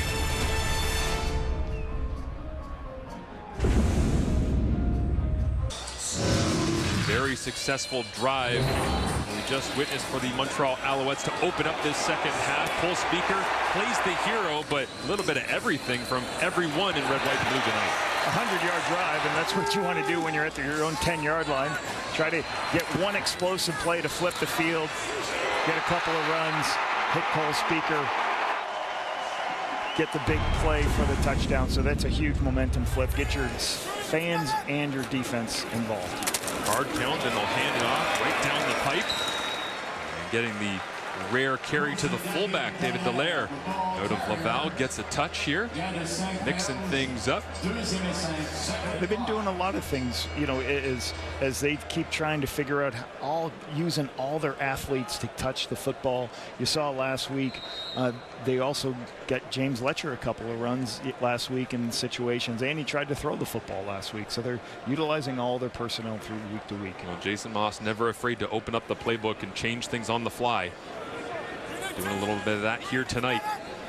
Fajardo, it's a three-man rush, gets it out. Austin Mack not on the same page on that one. Was that just coming out of the break on a curl route, the wrong angle? Well, he came out on a curl and Cody threw it like it was an out cut, so not sure what happened there. We'll talk it through and get it sorted out. Jason, it seems to be not sure what happened either.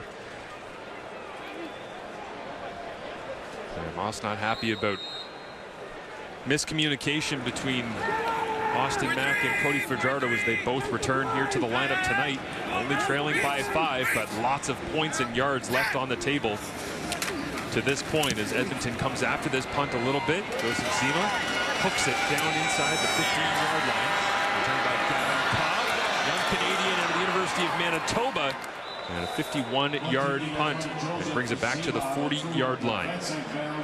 Caitlin Clark and the Indiana Fever will face Eastern Conference rivals, the Atlanta Dream, tomorrow, 7:30 Eastern, 4:30 Pacific on TSN as the WNBA rolls along. My question, is Caitlin Clark ever going to have a day where she's not playing basketball? That was crazy to me that she went straight from March Madness into the WNBA, no rest. Yeah.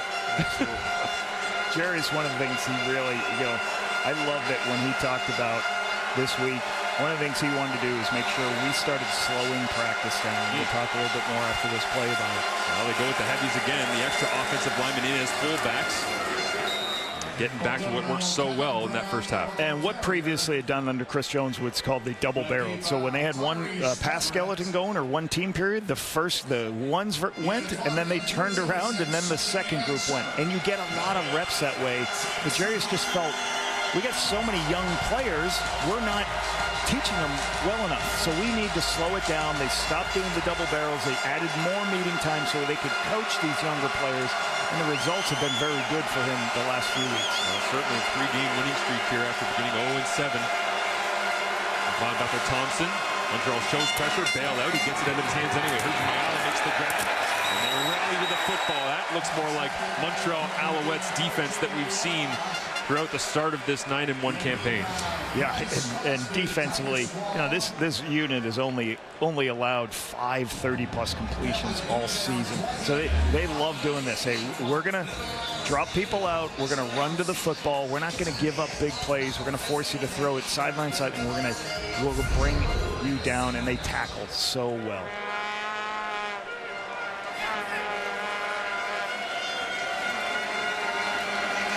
Jake Julian ready to send it away. Midway point of the third quarter here in Montreal as James Letcher Jr. heads fast as he possibly can to try to get to the wall, setting up that wide field return and takes a big hit at the end of the play as they fight for the football, but James Letcher Jr. trying to get there. Round and round we go in Montreal. 17-12 Elks lead. James Letcher Jr., standout returner. You get the sense he's getting close in this ball game. Well, he has the ability to take it all the way. When I say all the way, I do mean the entire way down the field, 128 yards. On the road in Saskatchewan, you need help sometimes to win those difficult games, and certainly he showed up, made plays to spark that team in the second half. No different than Cole Speaker has started to create a spark for this team. Tied for the 7th longest in CFL history with that 128-yard missed field goal return. As Letcher had a couple more to go until maybe one day catches up to Speedy B. Brandon Banks, leader in CFL history with missed field goal touchdown returns with 5. Yeah, and like I said before, that they utilized him in some other ways. It is nice to see them having the ability to go, okay, we get enough first downs where I can build a little package for him so we can get him in and do some things, give him one of these screen passes. They run so much, so now you're just putting a speed athlete in space. Alouettes break the huddle here. 5 receivers available. 4-man rush. Fajardo checks down underneath. Walter Fletcher making people miss in the open field. The wheels are turning. And Fletcher pushed out of bounds, but not until another huge play from Walter Fletcher in the passing game. Been huge for the Alouettes this season. He leads the Canadian Football League in yards after catch. Everybody lifts in zone. What do? You throw it out to him in space. He makes Jackson miss. And I always say this to the quarterbacks. You're never going to go broke putting money in the bank. Can't find anything. I'm going to get it to a guy who makes people miss. This is the leading YAC team in the Canadian Football League. Get him the football. And that's because of that man right there, Fajardo, on 1st and 10 as a flag comes out. And Fajardo heading towards the sideline. Bumped out of bounds. And that's going to be unnecessary roughness as our camera crew and sound group down there gets banged into the billboards as well.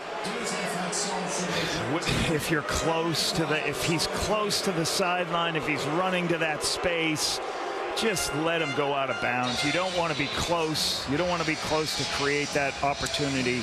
The officials are going to protect the quarterback as he's running to the sideline like that. Just not a good penalty for them. Niles Morgan in some discomfort on that sideline as well. As we look back here, it looks like it's going to be a holding call. Easy one there against the Alouettes, but then this at the end of the play changes everything, and then holding Montreal number 65.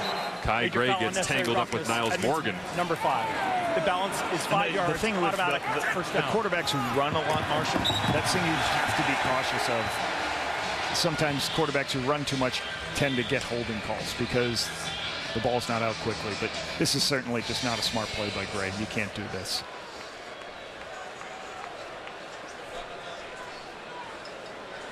And our crew didn't realize. Went down. Hope they're all right. I was going to say our crew didn't realize that they were going to be competing tonight. As Niles Morgan remains down. That was a nasty collision between Kai Gray and Niles Morgan along the sideline there. High speed. Just getting up. And glad to see him. Yeah, up onto his feet. Etavamage Clements, the global there, helps him up onto his feet, and the Edmonton defense offset things through the penalty. So there's Joel DeBlanco stepping in out of the University of Cincinnati, playing some linebacker. Big athletic linebacker. Yeah. Really impressed everyone at the combine. Goes first overall. He's on the field here as Cody Fajardo goes back to work. Flips this one inside, complete. And Cole Speaker adds to his tally on the night as Fajardo had to fit that one into a real tight window. Cody does an excellent use of his legs. As the end recovers on the zone read, what does he do? He sets up, knows I got a quick throw, gets that accurate throw with somebody in his face. Pays the price again as he gets hit. Now Fajardo rolling to his left, thought about backhand shoveling it.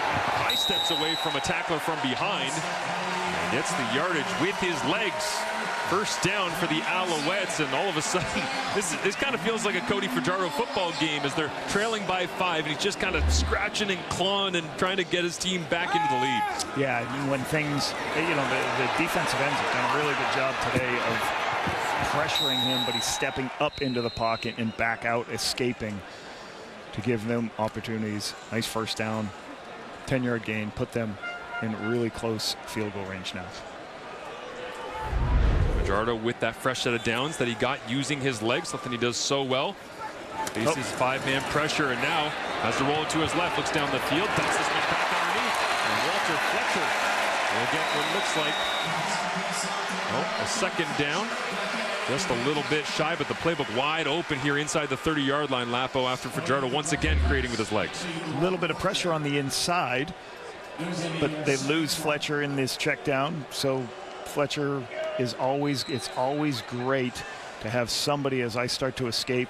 And then the problem of having a mobile quarterback is if one player takes the quarterback. Oh, Fajardo takes the short yardage, loads it up, aims it for the back of the end zone, incomplete. No flags down on the play, so mention the playbook was wide open. You had to think 2nd and 1, that part of the field that Montreal might get aggressive with it. They did. Yeah, I love these calls because the first thing you used to do this all the time in Winnipeg, right? Because look, right now there's no deep safety. So on 2nd and 1, you convert 95% of all your 3rd and 1s, if not 99. So I always wanted to make on 2nd and 1, how many yards do we get at the end of the season? Because it's easy to get the first down. Now you got 3rd and 1, get the opportunity. Just talk about reserve the right to wedge. If anything goes wrong, get past the line. Make sure the ball gets past the line of scrimmage so I still have a 3rd and 1 situation after the fact. How about this look? They line up with Dylan Wynn in the backfield. Dominic Davis in at quarterback, short yardage. So that's why you get the opportunity. 2nd and 1, hey, make sure we throw the football away if something happens. So you can take the shots, get the explosive, because we'll get it the very next play. Dominic Davis picks it up, and then a little extra action at the end of the play. Not a lot of. The Elks are doing some of the things they did early in the season with some bad penalties that are hurting their success. 5, Montreal 98. Those penalties offset. It's first down. 2 misconducts already. And that's some of what happened early in the season with this football team. I thought defensively, the last 4 weeks, they've been really good defensively. They haven't given up big plays. Early in the season, they gave up a bunch of big plays. They've been able to take the ball away the last couple of weeks, but you just can't have some of the things that happened early in the season for this team. Yeah, Niles Morgan getting it into it with Dylan Wynn, and Jesse Gibbon, offensive lineman from Waterloo, right in the middle of the fray. Saying, what did I do? Well, it's a fresh set of downs.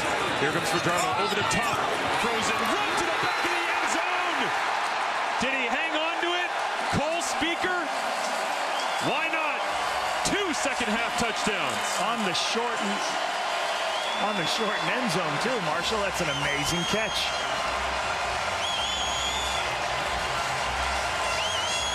Story of this drive is Cody Fajardo using his legs. This is great. Flip it, go around.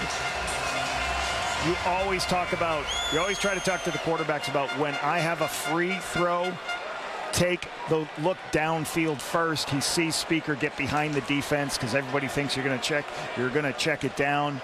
So great vision and an unbelievable catch right there. Well, the ball placement, 1 foot in. just like great earlier. Ball placement, getting his 1 foot inbound. There it is. Look at this look right there. Bang. That's spectacular. Now, you have to survive contact. Everything there shows that he survived contact to make the touchdown. This is Speaker, the half of Speaker. A little road rash from the track maybe there on the outside as well. Fajardo, they'll go for 2. Once again, deeper drop. Man-to-man coverage, fights back to the football, incomplete. And so they will not be able to cash in once again. But 18-17, Montreal retakes the lead on this, the Cole Speaker toe tap in front of Bynum. And Fajardo's fired up in his return to the lineup for the Alouettes.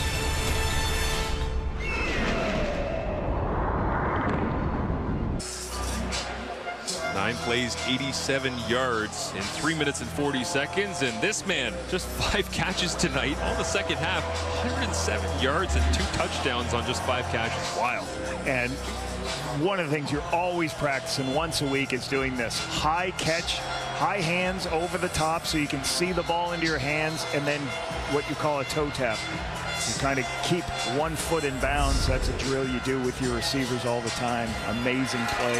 Yes, this has been the half of Cole Speaker. How casually CFL receivers can get that foot down, especially on that cutoff end zone. Always amazes me. Is right down the middle. A big return here. Dylan Mitchell gets it up close to the 50-yard line. It's interesting to see Dylan Mitchell filling in with Javon Leak down and you know, getting an opportunity to do some of that. Gavin Cobb had a nice return also early in the game. They got lots of options, right? The return game doesn't feel like the thing that's been holding them back at various points. 39 yards for Dylan Mitchell that time. So with 3:06 remaining here in the third, and Cole Speaker in a celebratory mood with Keon Julian Grant and Tyson Philpott. Imagine if those guys get back healthy and in the lineup alongside Speaker, Austin Mack getting on the same page. Montreal, tons and tons of weapons at their disposal. And you want Edmonton to get their run game going. 3 rushing yards in the third quarter. Caught up with Thompson quickly this time. Speaking of great Canadian receivers, Curly Gittins Jr. makes the grab, and Wesley Sutton sits him down. Yeah, Wesley Sutton really good. Out in the flat, balls out quick, just rally up, make the tackle. Keep it to a minimal gain. Wesley Sutton's got 6 knockdowns this season, playing that boundary halfback spot. And that's a hard place to play over there in the boundary half, because you got to sometimes play high, you got to play low. Sometimes you have to play up as a free safety, so you got to have a really intelligent player with that boundary halfback spot.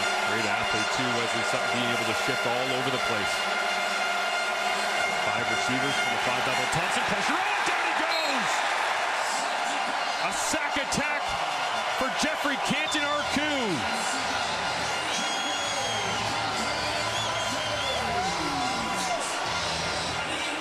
Once again, the twist game is what is getting them, all right? They are doing this, and Canton-Arcou is going to come all the way around. Why you do that? You're trying to get your alignment on different levels, and that's what happened as he twists around. They lose sight of him, and he shows up in the quarterback's face before he can throw the football. So this twist game by this defense is what's affecting the Edmonton Elks offensive line. Canton-Arcou is getting scary good at just getting lost Well, he's in so the fray. fast, Yeah. so when he comes around the edge of defense, it's better to use a linebacker than a defensive lineman, because it's so hard to adjust to begin with, but then you have a speed player adjusting. Junior on the return here, makes 2 men miss, and then wrapped up and brought down.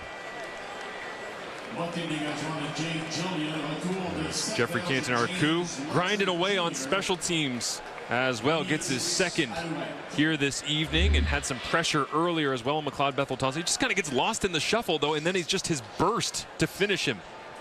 Yeah, pretty special. You want to have, that's part of what this defense do. They have so many excellent linebackers, so sometimes they like to play with a 3-man front, and then it's way better to utilize those speed athletes in all their drops. They're showing the blitzes and then their twist game.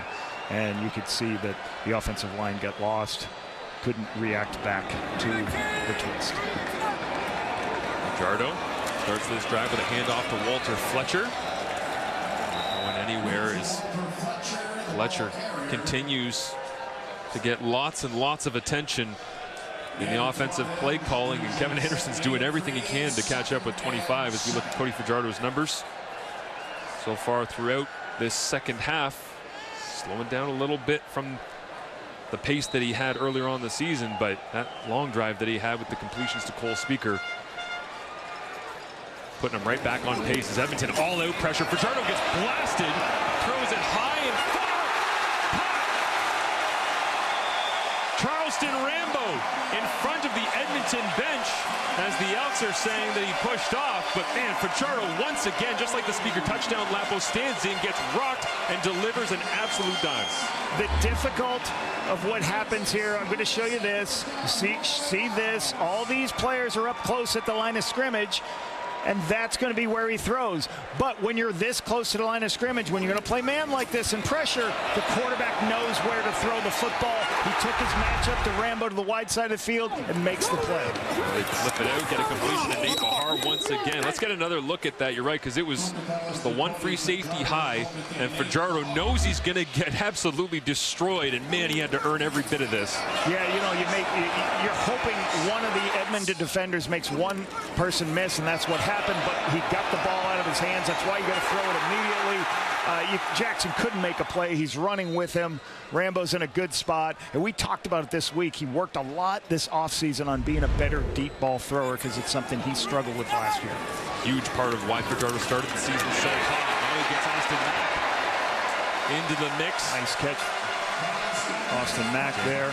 Down around the 15-yard line. And the Alouettes, after a struggle to get things going in the first half, all of a sudden, third quarter, picking it up. Cole Speaker with a huge third quarter. A pair of touchdowns. Austin Mack back in rhythm as well. And they have the lead. Headed to the fourth here at home. The The Edmonton Elks -2 net yards in that third quarter, 256 yards. All of a sudden, the Alouettes look like the Alouettes from the early season. What happened here, Lapo? How is this possible after the first half we watched? Feels like a completely different game. It's the big plays. What they've done all season long, better than anyone else. They've hit a bunch of big plays. Cole Speaker's got 3 or 4 of them just in this half alone, and defensively they found a way to stop this run for the Elks. So really impressive. Now, interesting thing, Edmonton, Montreal, 3 of the last 4 games came down, Marshall, to the last final 3 minutes, so they'll be interesting to see. And I was really surprised to see that 6 out of the last 7 times these teams have played, that the Elks have beat Montreal in Montreal. Pretty impressive. A lot of success coming east. Montreal has had a ton of success going west this year, undefeated on the road. Their only loss here against the Double Blue, the Toronto Argonauts, earlier this year. As Fajardo, deep drop, trying to get to the backside and set up a screen. Now he'll just run it himself, gets tackled from behind as his legs were clipped out by Elliott Brown, you mentioned earlier on. Great athlete at that front 7. He's going to chase you down. Yeah. Right? Second on the team with 3 sacks. And his, I know the coaches really love this player, and they just felt that he's got the ability to, he's going to be able to be somebody that's good in the league, rushing the passer and chasing from behind as Cody gets flushed out of the pocket. Brown with his 4th sack, matching the season tally of Jeffrey Canton-Arcud, who we talked about from the Alouettes. Fajardo on 2nd and 14 after the sack. Over the middle and intercepted. They drove on it, and it's another interception as whistles blow. Oh, and they'll say incomplete. Darius Bratton going for a run down the sideline, but the official on field waving incomplete. We'll get another look at it for you at home. Bratton has 2 interceptions already this season, 2 fumble recoveries. He's got 4 takeaways. He's been a good young player at boundary halfback. We'll take a look.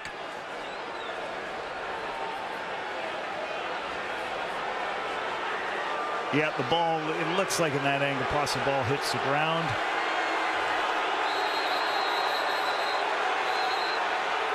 Oh, and Jarius just got out the cannon.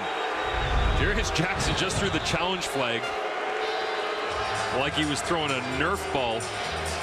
150 yards for his dog in the backyard. So, sometimes that's why you are sometimes trying to wait to see all the angles and everything you see. Edmonton is challenging the ruling of an incomplete pass. The play will be reviewed.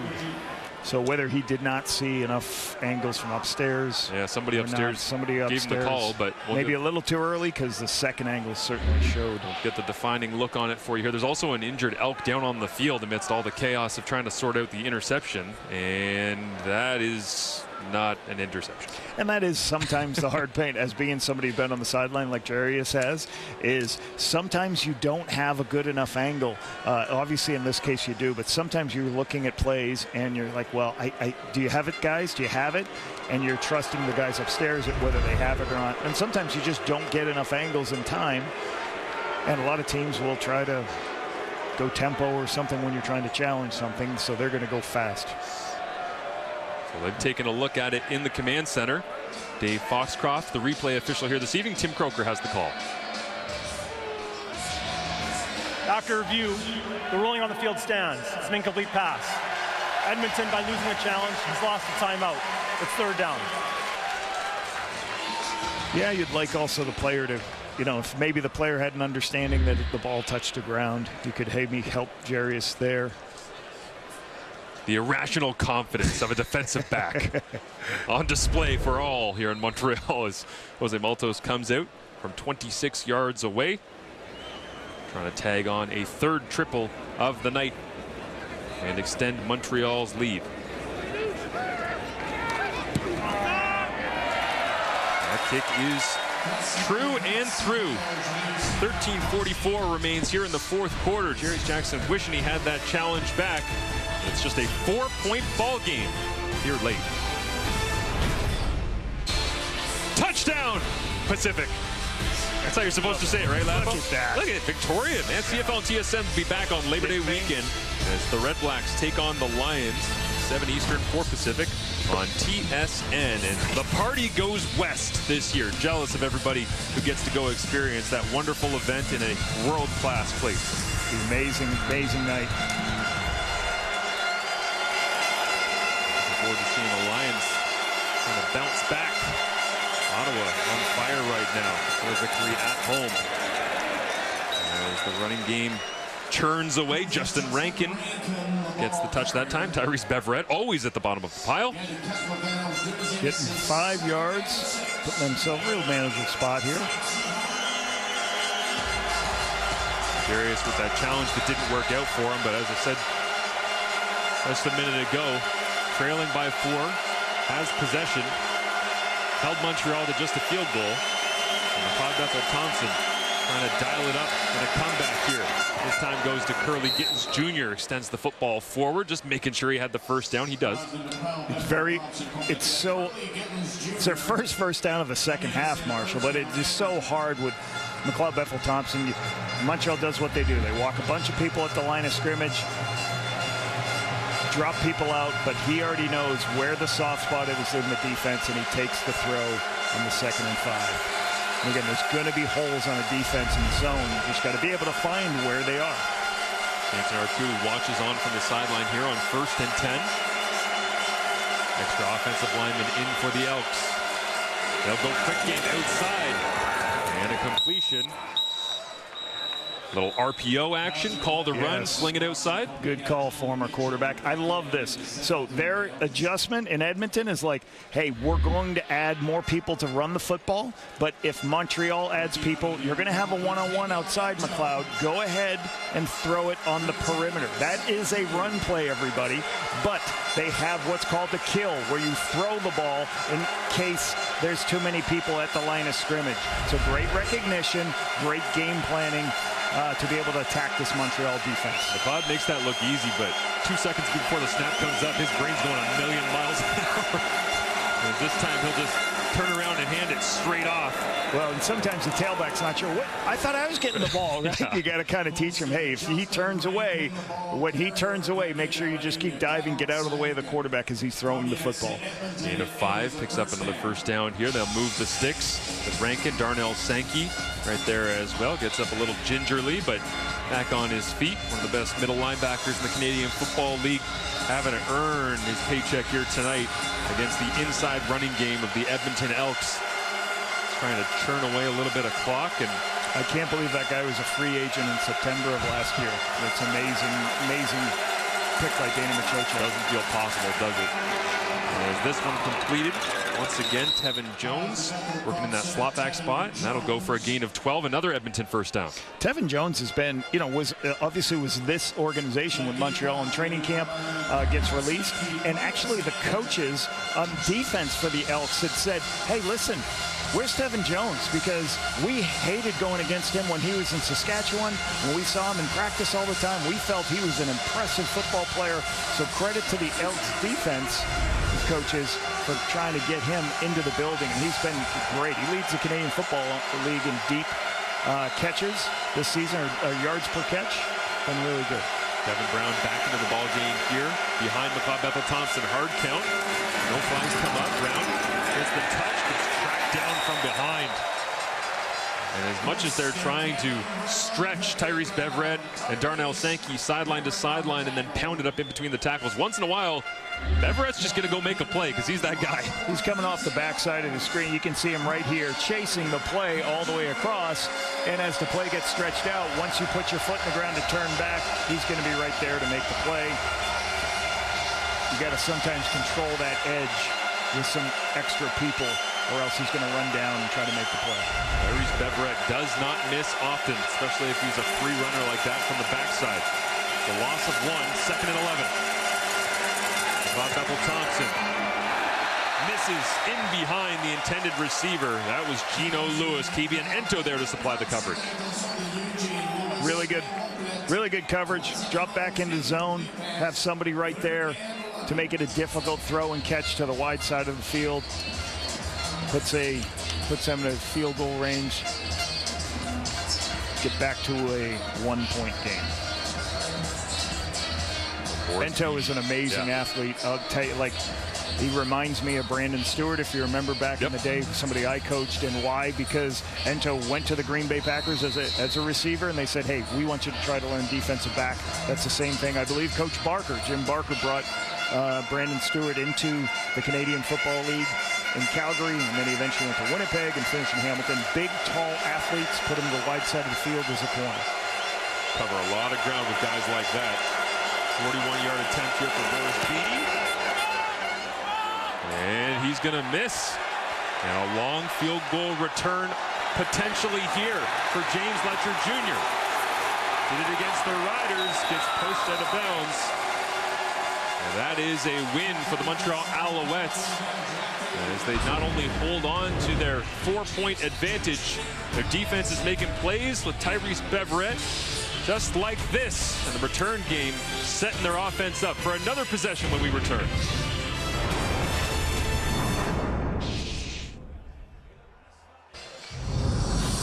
Cole Speaker, you don't have to charge him up. He's always ready to make big, loud plays. 5 catches, 107 yards, two touchdowns. Amazing. Give him deep balls, give him underneath balls, let him run with the ball in his hands, and make spectacular catches in the back of the end zone. Pretty impressive football player. Horizontal handoff here goes to Walter Fletcher as Montreal again mixes and matches their personnel sets. But yeah, he's got 3 of their explosive plays, and that's, again, when you have an explosive play, that's when touchdowns happen. So he's been the catalyst for this team, and Cody Fajardo also. He's been very accurate with his throws downfield, made some plays. And again, Cole Speaker, I can't say, you know, I love my Division III football players. Wisconsin lacrosse, Division III guy, do an outstanding job. Fajardo wanted to take a deep shot to Speaker once again. Then he kind of sidearms this one out towards the sideline. And Charleston Rambo and Kai Gray go back and forth, but Speaker was getting eyed up there for what could have been a 70-yard gain. This time it just goes for 7. Yeah, this is what you would call a stutter play, where he's going to run a dig, and then he starts to run in, and then he goes upfield. He got him, but the protection, the problem with some of these plays, that the protection can break down, but Cody did a perfect thing. Slid outside, go to the outside. You're always going to have an outside throw in case that's covered or not open. Excellent first down throw, excellent mobility by Cody. Gray going for the punch out there, as this Edmonton defense would love to create a turnover. This time they'll shovel it back inside, trapped down in behind, all over it. Niles Morgan. So I think Danny Machocha probably has a smile on his face. This is one of his staples. Back, years ago when I came in the league and Danny Machocha was an offense coordinator, he loved these shovel plays, and you've seen these run from Montreal the last couple weeks.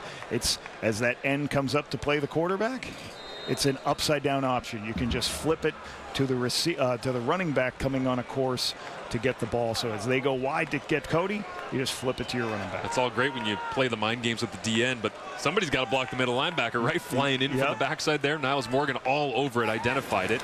As they'll rush 5 here on Fajardo. Gets outside the pocket once again, points down the field, and is wrapped up and tackled. As it looks like that's Noah Taylor. And this is a dangerous play because Edmonton was going to play. They played man coverage. So if Cody got out of this, this was going to be a big run. So a really good tracking from the backside and chasing. We've talked all night about Noah Taylor and these defensive ends. He can really run. First-year player at UNC. Only 225 pounds, but he's got the ability to run people down. And the length, right? I mean, 6'5". Yeah, amazing. Long arms and high. I mean, he is an incredible athlete. So Montreal has to send it away after the Noah Taylor sack on Cody Fajardo. The Elks get another possession here in the 4th quarter, or will they need the offense? Jeffrey Canton-Arcou can't bring down Gavin Kopp. Isaac Adeyemi Berba misses as well.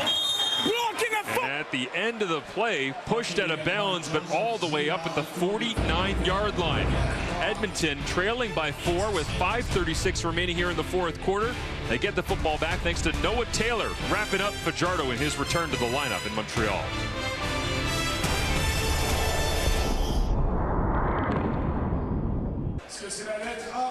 is Jarius Jackson as the rushing game gone away. We saw Noel Thorpe on the whiteboard before they even got into the locker room at halftime. Clearly, whatever he was trying to work his way through appears to have been working here, as Edmonton going for a 4-game winning streak. The last time they did that was a 6-game win streak across 2017-18. The last 5 games of 2017 plus 1, but Montreal picking it up in the second half with the run defense. Clearly, based on those numbers, there's a big collision here. Jeffrey Canton-Arcou on Kevin Jones. Yeah, when you go in at halftime, you're going to go, all right, what are we seeing what we're supposed to see? Okay, we are seeing is what we've been calling working? No? Okay, what are we going to do? How do we adjust? You get together with your coaches, then get with the players to say, hey, here are the 2 or 3 things from Montreal. I really think they're doing a little bit more pressure, but they're really just running to the ball very well, and they're playing their gaps better. You heard them talk, Tyrese Beverett talk about it at halftime. We got to just do a better job in our gaps to stop the run, which they have. Dakota Prukop in with the short yardage team. Leans his way to the right-hand side, maybe on second effort. Could pick up the first down, but man, the next 4:35 in this ball game, it is chess, not checkers. There's a lot of moving pieces, personnel packages, schemes, coaches trying to outdo each other with great design, and then you just got to go out and execute here as Dakota Prukop just puts his head down and pushes forward. They haven't signaled yet. And it's, the reason you do this is because you don't want to hand the ball backwards on 2nd and 2 and lose yards. You're going to get at least 1 yard. You're either going to get the first down on 2nd and 2 or you're going to get the 3rd and 1, so you get the opportunity to go for it on 3rd and 1 here. So expect more of the same, an off tackle right over the center quarterback sneak. To the top of the McGill logo here in Montreal, Dakota Prukop. From the right half, takes the snap, leans his way to the right, and follows the exact same roadmap that he did on 2nd down to pick up the first on 3rd. And I do like some of the adjustments. We were saying Edmonton hasn't run the ball very well. Well, part of the reason they haven't run the ball very well is because they've thrown the ball on running plays, Marshall. So that's what happens sometimes when we have to add pass plays or RPOs to some of the run game. That's going to take away from what you're trying to do in the run game. And Jerry's looking at that sheet, trying to figure it out. Prukop's like, I'm good. You want me to throw it on 2nd and 1 next time? Let me know. I'm ready for it. Motion Jacob Zott across. Both the backs are in here for Edmonton. McLeod Thompson hands it off. It goes to Kevin Brown. All the way down to the 40-yard line. On 2nd effort, they'll say he was down a yard or 2 shy, but at the 3-minute warning, we got another close game winding down this week across the Canadian Football League. Kevin Brown, could he have a game-winning touchdown? Find out when we return. Winding things down here, week number 12. How about week number 13? Labor Day. It's Labor Day. How about that? Already touchdown Pacific. Going to be fantastic out there, getting things going on Saturday, and then 3 of the 4 games the remainder of the weekend on CBS Sports Network with our friends down in the States, including all of your favorite Labor Day classic matchups. But we got a great one to wind down week number 12 right here. And we'll hand it off to Kevin Brown once again on 2nd and 2. He gets the first down, and now you have to wonder, okay, Jarius has been leaning on the running game. He said he wanted to run the football. He told us that this week. Had a lot of success with it, Lapo. They've started to slow things down in this second half. The calls between now and the end of this ball game, he's going to be thinking about them for the remainder of this week leading into the Labor Day Classic. Yeah, and it's just so hard for a defense. I don't care how good you are defensively. 2nd and 2, what are you going to? It's very hard to stop those tight inside zone runs. You saw Curly Gittins Jr. as a backside edge player who's really blocking well for them this season. Keeping the extra offensive lineman, Kevin Brown, to 102 yards to the outside. Herjumaya digs that one out of the turf. Down at the 24-yard line, complete. And that will be another Edmonton first down. Mayala gets an opportunity for a one-on-one because you'll see everybody in trying to stop the run. You get a big one-on-one matchup, you fake it, and then go, I've got free access. What does that mean? Nobody impeding me. I can run up and break out to the sideline. excellent bringing his body down to make this catch a little bit underthrown. That's the way to get a first down on first down, keep the chains moving, get closer to the opportunity for the touchdown for the win. Never say never. There's Edmonton. Little flip inside. Curly Gittens Jr. on the pop pass. Turns north-south. Gets some great yardage that time. Down to the 12-yard line. As Curly turns on the Jets. This is the first time I've seen this all night, and it's a misdirection play. And I mean, like everybody's going to be going this way, but then they flip the ball going the opposite direction. You're trying to misdirect, get everybody chase those two pullers, and then you hand it the other way. Good recovery by Montreal, but then because they separated the defense, he can get north-south and get 10-yard gain. Sustained drive here against the Montreal crowd noise from McLeod, Bethel, Thompson, and the Elks. They'll lean on the ground game once again. Darnell Sankey there to finish things off after a wall of defensive linemen did their job at the point of attack. And they'll separate Kevin Brown here and Darnell Sankey. Go back to their sidelines and set up shop for a crucial call for both sides. That's the big boys, Mustafa Johnson, Sankey in there saying, hey, we're going to beat our blocks. I get you're going to run up inside. We're going to make our play, forcing a 2nd and 10 here.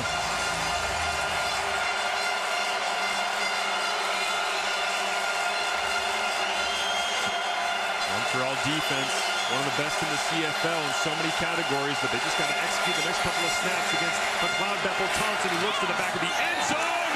Incomplete. Looking for Gino Lewis. Already scored one in that end zone here tonight. Deontay Ruffin, significantly undersized. Not a bad decision. Take your best football player, your tallest football player. If you have a one-on-one with him, try to give him an opportunity in the back of the end zone. Just a little bit too much on it. And it's also hard in some of these Montreal end zones that are route for him. Yeah, absolutely. Forced the issue there, but not enough contact.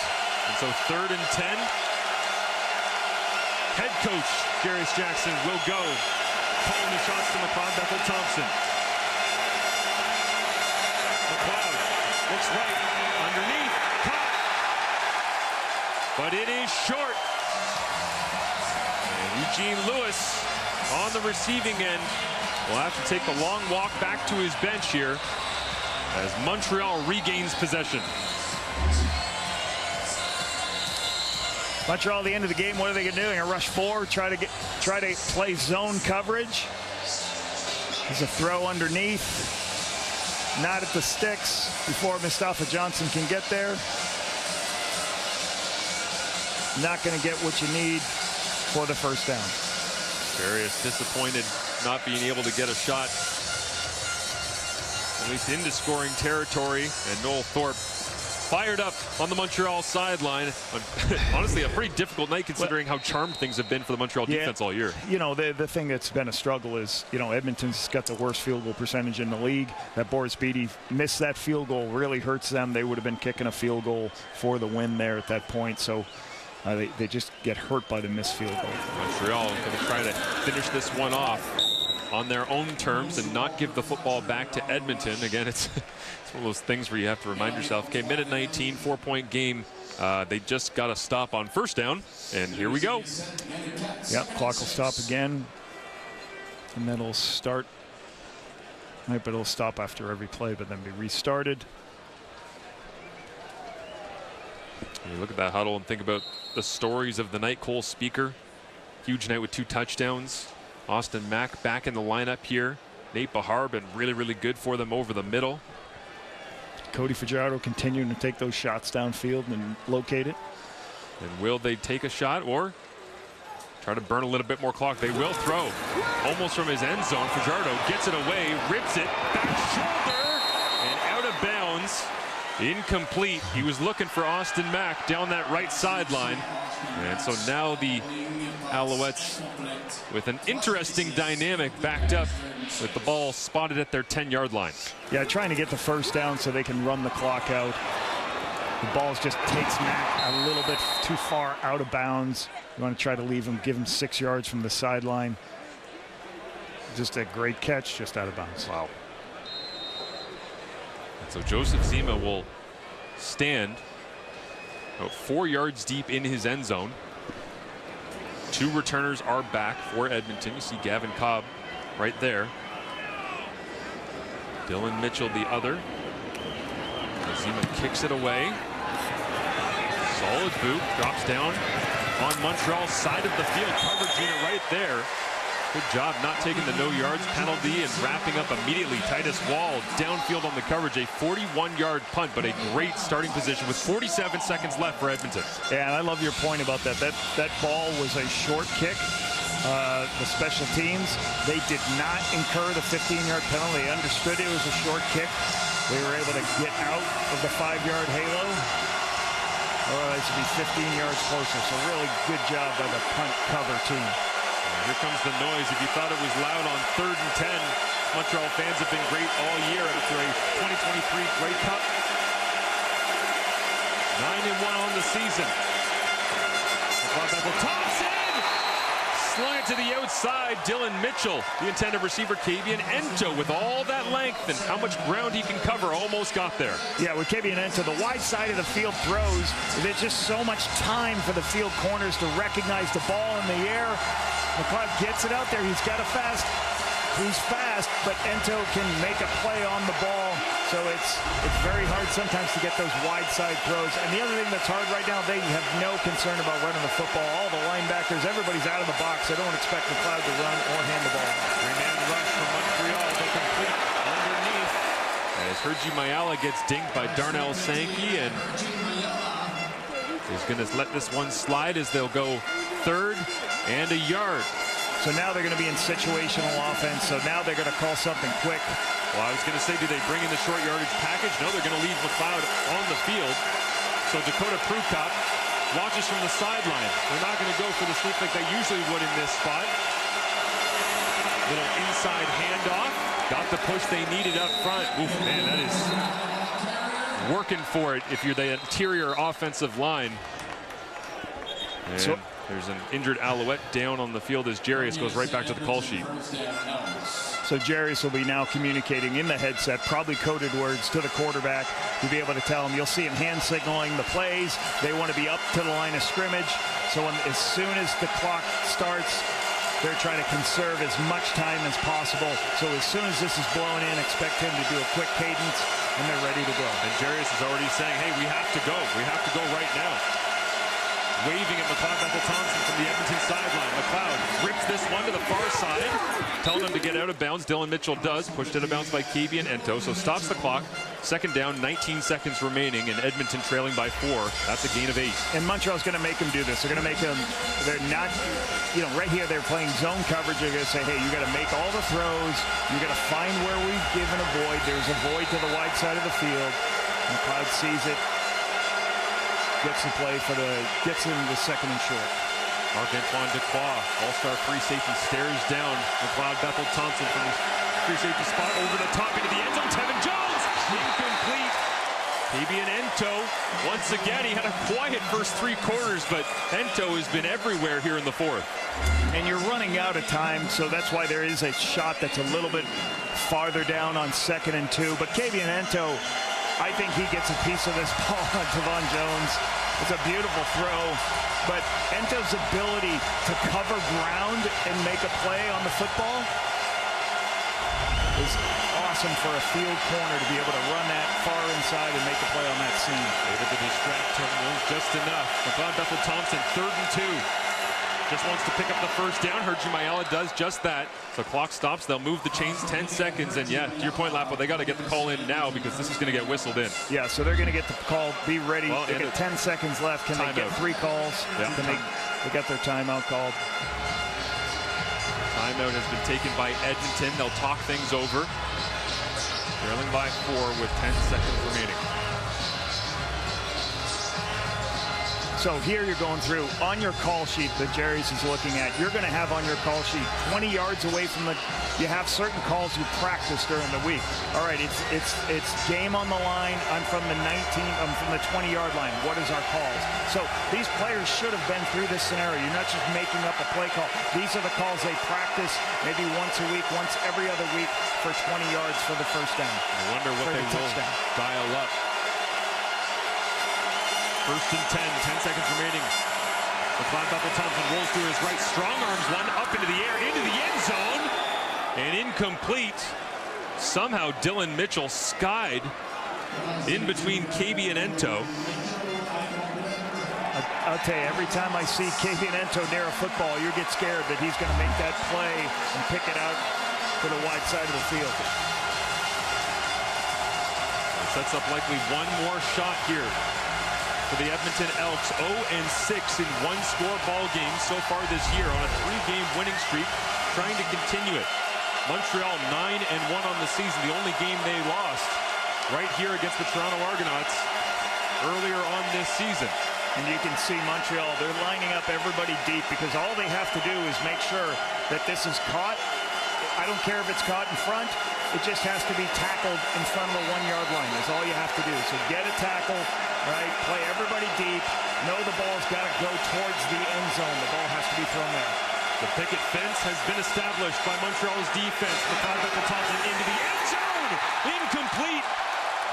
Marc-Antoine Dequoy came flying over the top. And Montreal, with a comeback victory, will hang on and move to 10-1 on the season. 21-17. You can see the speed of Dequoy. He's just tracking the eyes, and then he uses that speed that got him and made him one of the best players in the league. So he just runs it down, watching his eyes, just go make a play on the football. I like they're trying to take a shot. They do a good opportunity. They got 2 plays to the end zone, 2 opportunities to make the catch. We just got some talented play around there. You got Beverett there, you got Dubois. It's got to be a perfect throw and catch. And twice, I think these balls have been tipped on the last couple drives. And McLeod turning around to the opposite end here. Percival Molson-Dane looks at the scoreboard to see if there's any time whatsoever left on the clock on an incomplete pass. Do we get one more shot? Just couldn't do it. Couldn't find a way, but Cody Fajardo does in his return to the lineup here. Austin Mack back in Montreal as well. And they will begin with a victory because that man, Cole Speaker, went and got himself a pair of touchdowns on the evening. A little bit of everything in this one to wind down week number 12.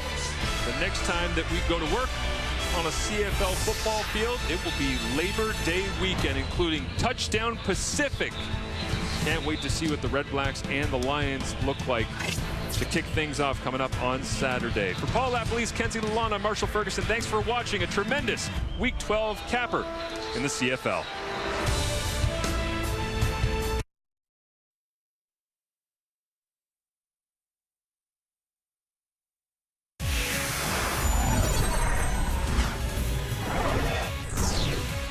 To Sports Center, Mark Rowe and Jermaine Franklin with you. And it's funny, if you'd said a few weeks ago that Edmonton versus Montreal would be a battle of 2 red-hot teams, you would have laughed at me like that. Chance. You would have done that thing with your eyebrow that you love to do as well. Exactly. But here you have Edmonton trying to win 4 straight games for the first time since 2017, going up against the defending champs, who got their starting quarterback back. Yeah, exactly. Cody Fajardo back in the lineup. Edmonton red hot, but they were playing the Owls, and the defense of the Alouettes, they had a couple of struggles in the first half, but man, did they tighten up in the second half. Elks, Alouettes, Cody Fajardo back after missing 4 games with a hamstring injury, and all-star receiver Austin Mack returns to the Owls after a stint in the NFL. First quarter, Owls in scoring position, Mack open in the end zone, but Fajardo throws to Walter Fletcher. Mack seems to be upset about that one. Montreal settled for a field goal. Now, 3-0 Montreal. Elks in the red zone. McLeod Bethel-Thompson connects with former Alouette Gino Lewis for the TD. After an 0-7 start, the Elks have won 3 straight for the first time in 6 years. Second quarter now. Elks now up 14-3. Fajardo airs it out to Mack, but the ball is picked off by Devondrick Bynum. Some contact on Mack before the pass. The Alouettes challenged the play, but it was unsuccessful. The league-leading Alouettes trailed by 13 at the half. To the third, Montreal on Edmonton's 33. Fajardo connects with Cole Speaker, and he takes it in for the touchdown. The Owls failed to complete the 2-point conversion, so they go up 17-12. Fajardo has only lost once in 8 career games against the Elks. A little later, Fajardo scrambles to his right, decides to take it himself, but he gets hit by Kai Gray out of bounds right into a TSN crew member.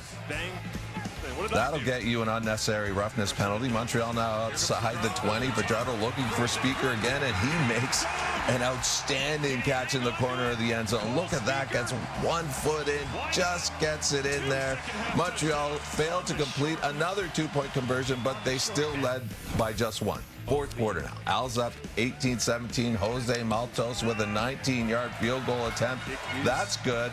That'll give Montreal a 4-point lead. And that is where we stand. 4 seconds to go. Elks still down 4. Last play, incomplete. McLeod Bethel-Thompson could not lead the comeback. Montreal wins it. All right, so the Owls have now won 5 straight and 10 of 11 games this season for easily the best record in the CFL. Montreal is a perfect 6-0 against West Division opponents this season. With more, let's go to Kate Burness in the panel.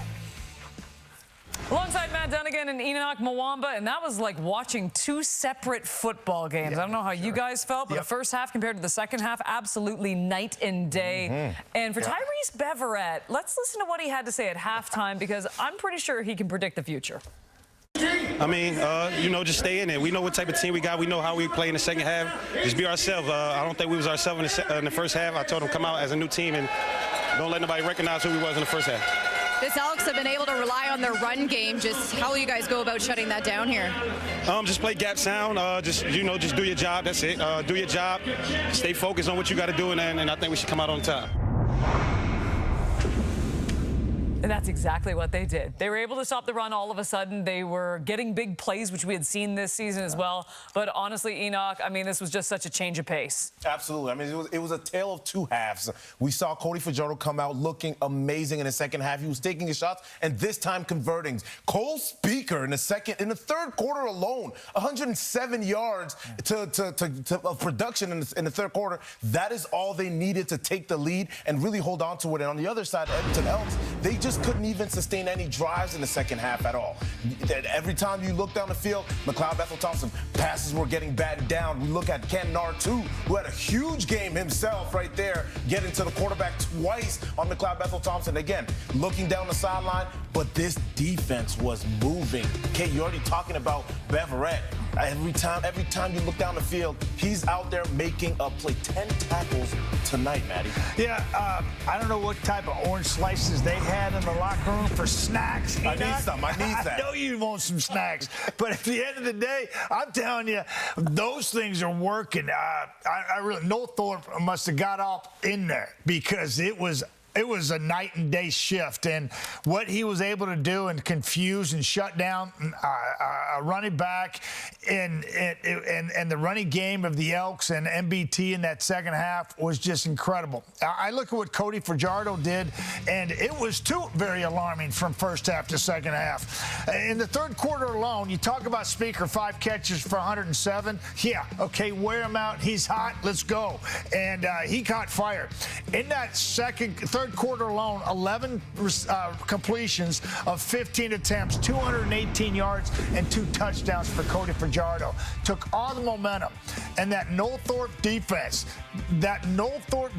threw up a goose egg in the second half, and that's what you have to do.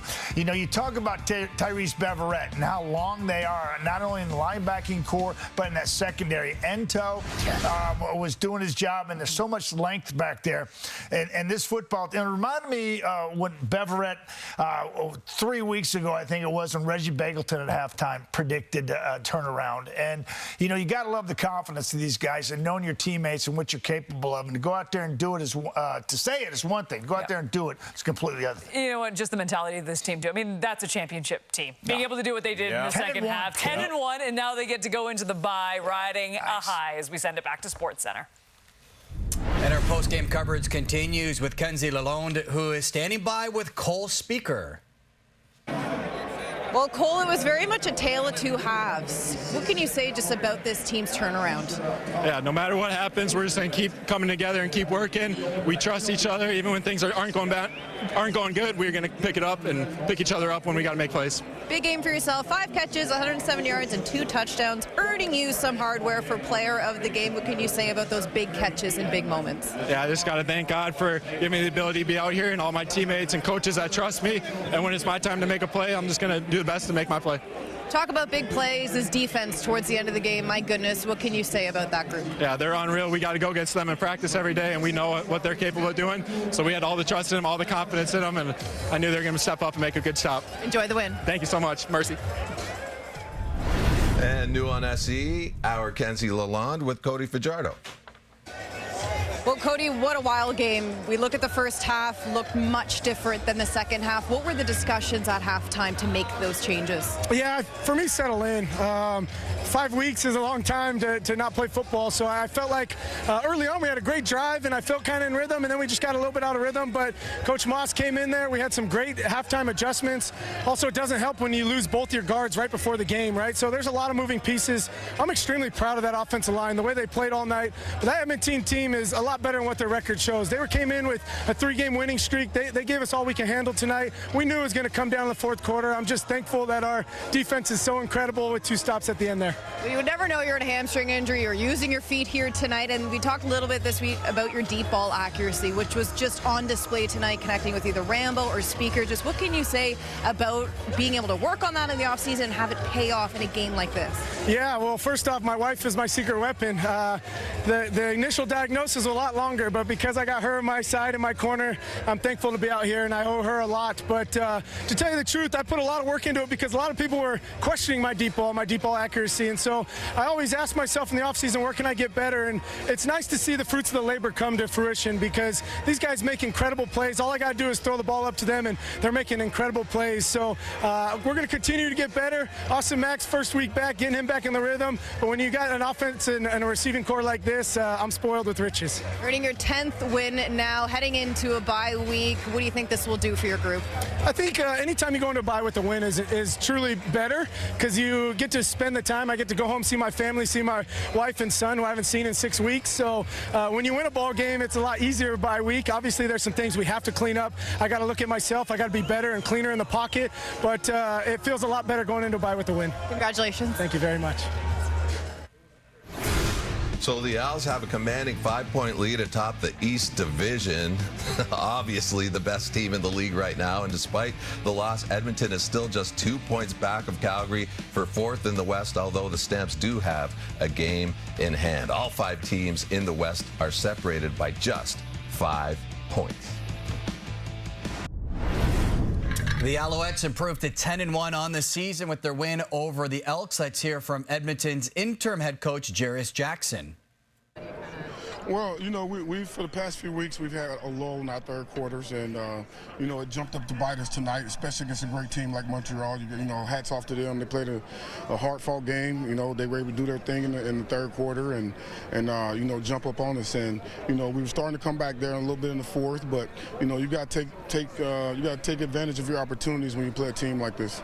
The final few minutes there, just when you look back on it, how do you kind of Well, just like I just said, you got to take advantage of your opportunities. We were in 3-down territory there, so, you know, when we've got an opportunity to, you know, take things underneath or what have you and not throw the ball out of bounds or be able to stop the clock when we can. I think Dylan Mitchell did a good job with that, catching the ball and get out of bounds. But, you know, it's tough. It's tough right now as far as, you know, having a loss happen this way. But at the end of the day, like I said, you're playing against the best team in the league right now, and you got to take advantage of your opportunities when they come to you. Montreal seemed to go to speaker. Some guys maybe you weren't expecting in the second half. I'm sorry, say it again. They went to speaker, and some guys. What speaker? Cole Speaker. Excuse me? Speaker, the player. I got you. Yeah. So not their usual targets in the first half. You know what? I think Cody's just doing a good job of reading the defense. Like, he was reading the defense, and just like I was speaking on about from our perspective, we need to take what the defense gives us as well. I mean, they dumped it down to Fletcher for a few times, and he was able to make a few guys miss and turn them into explosion plays.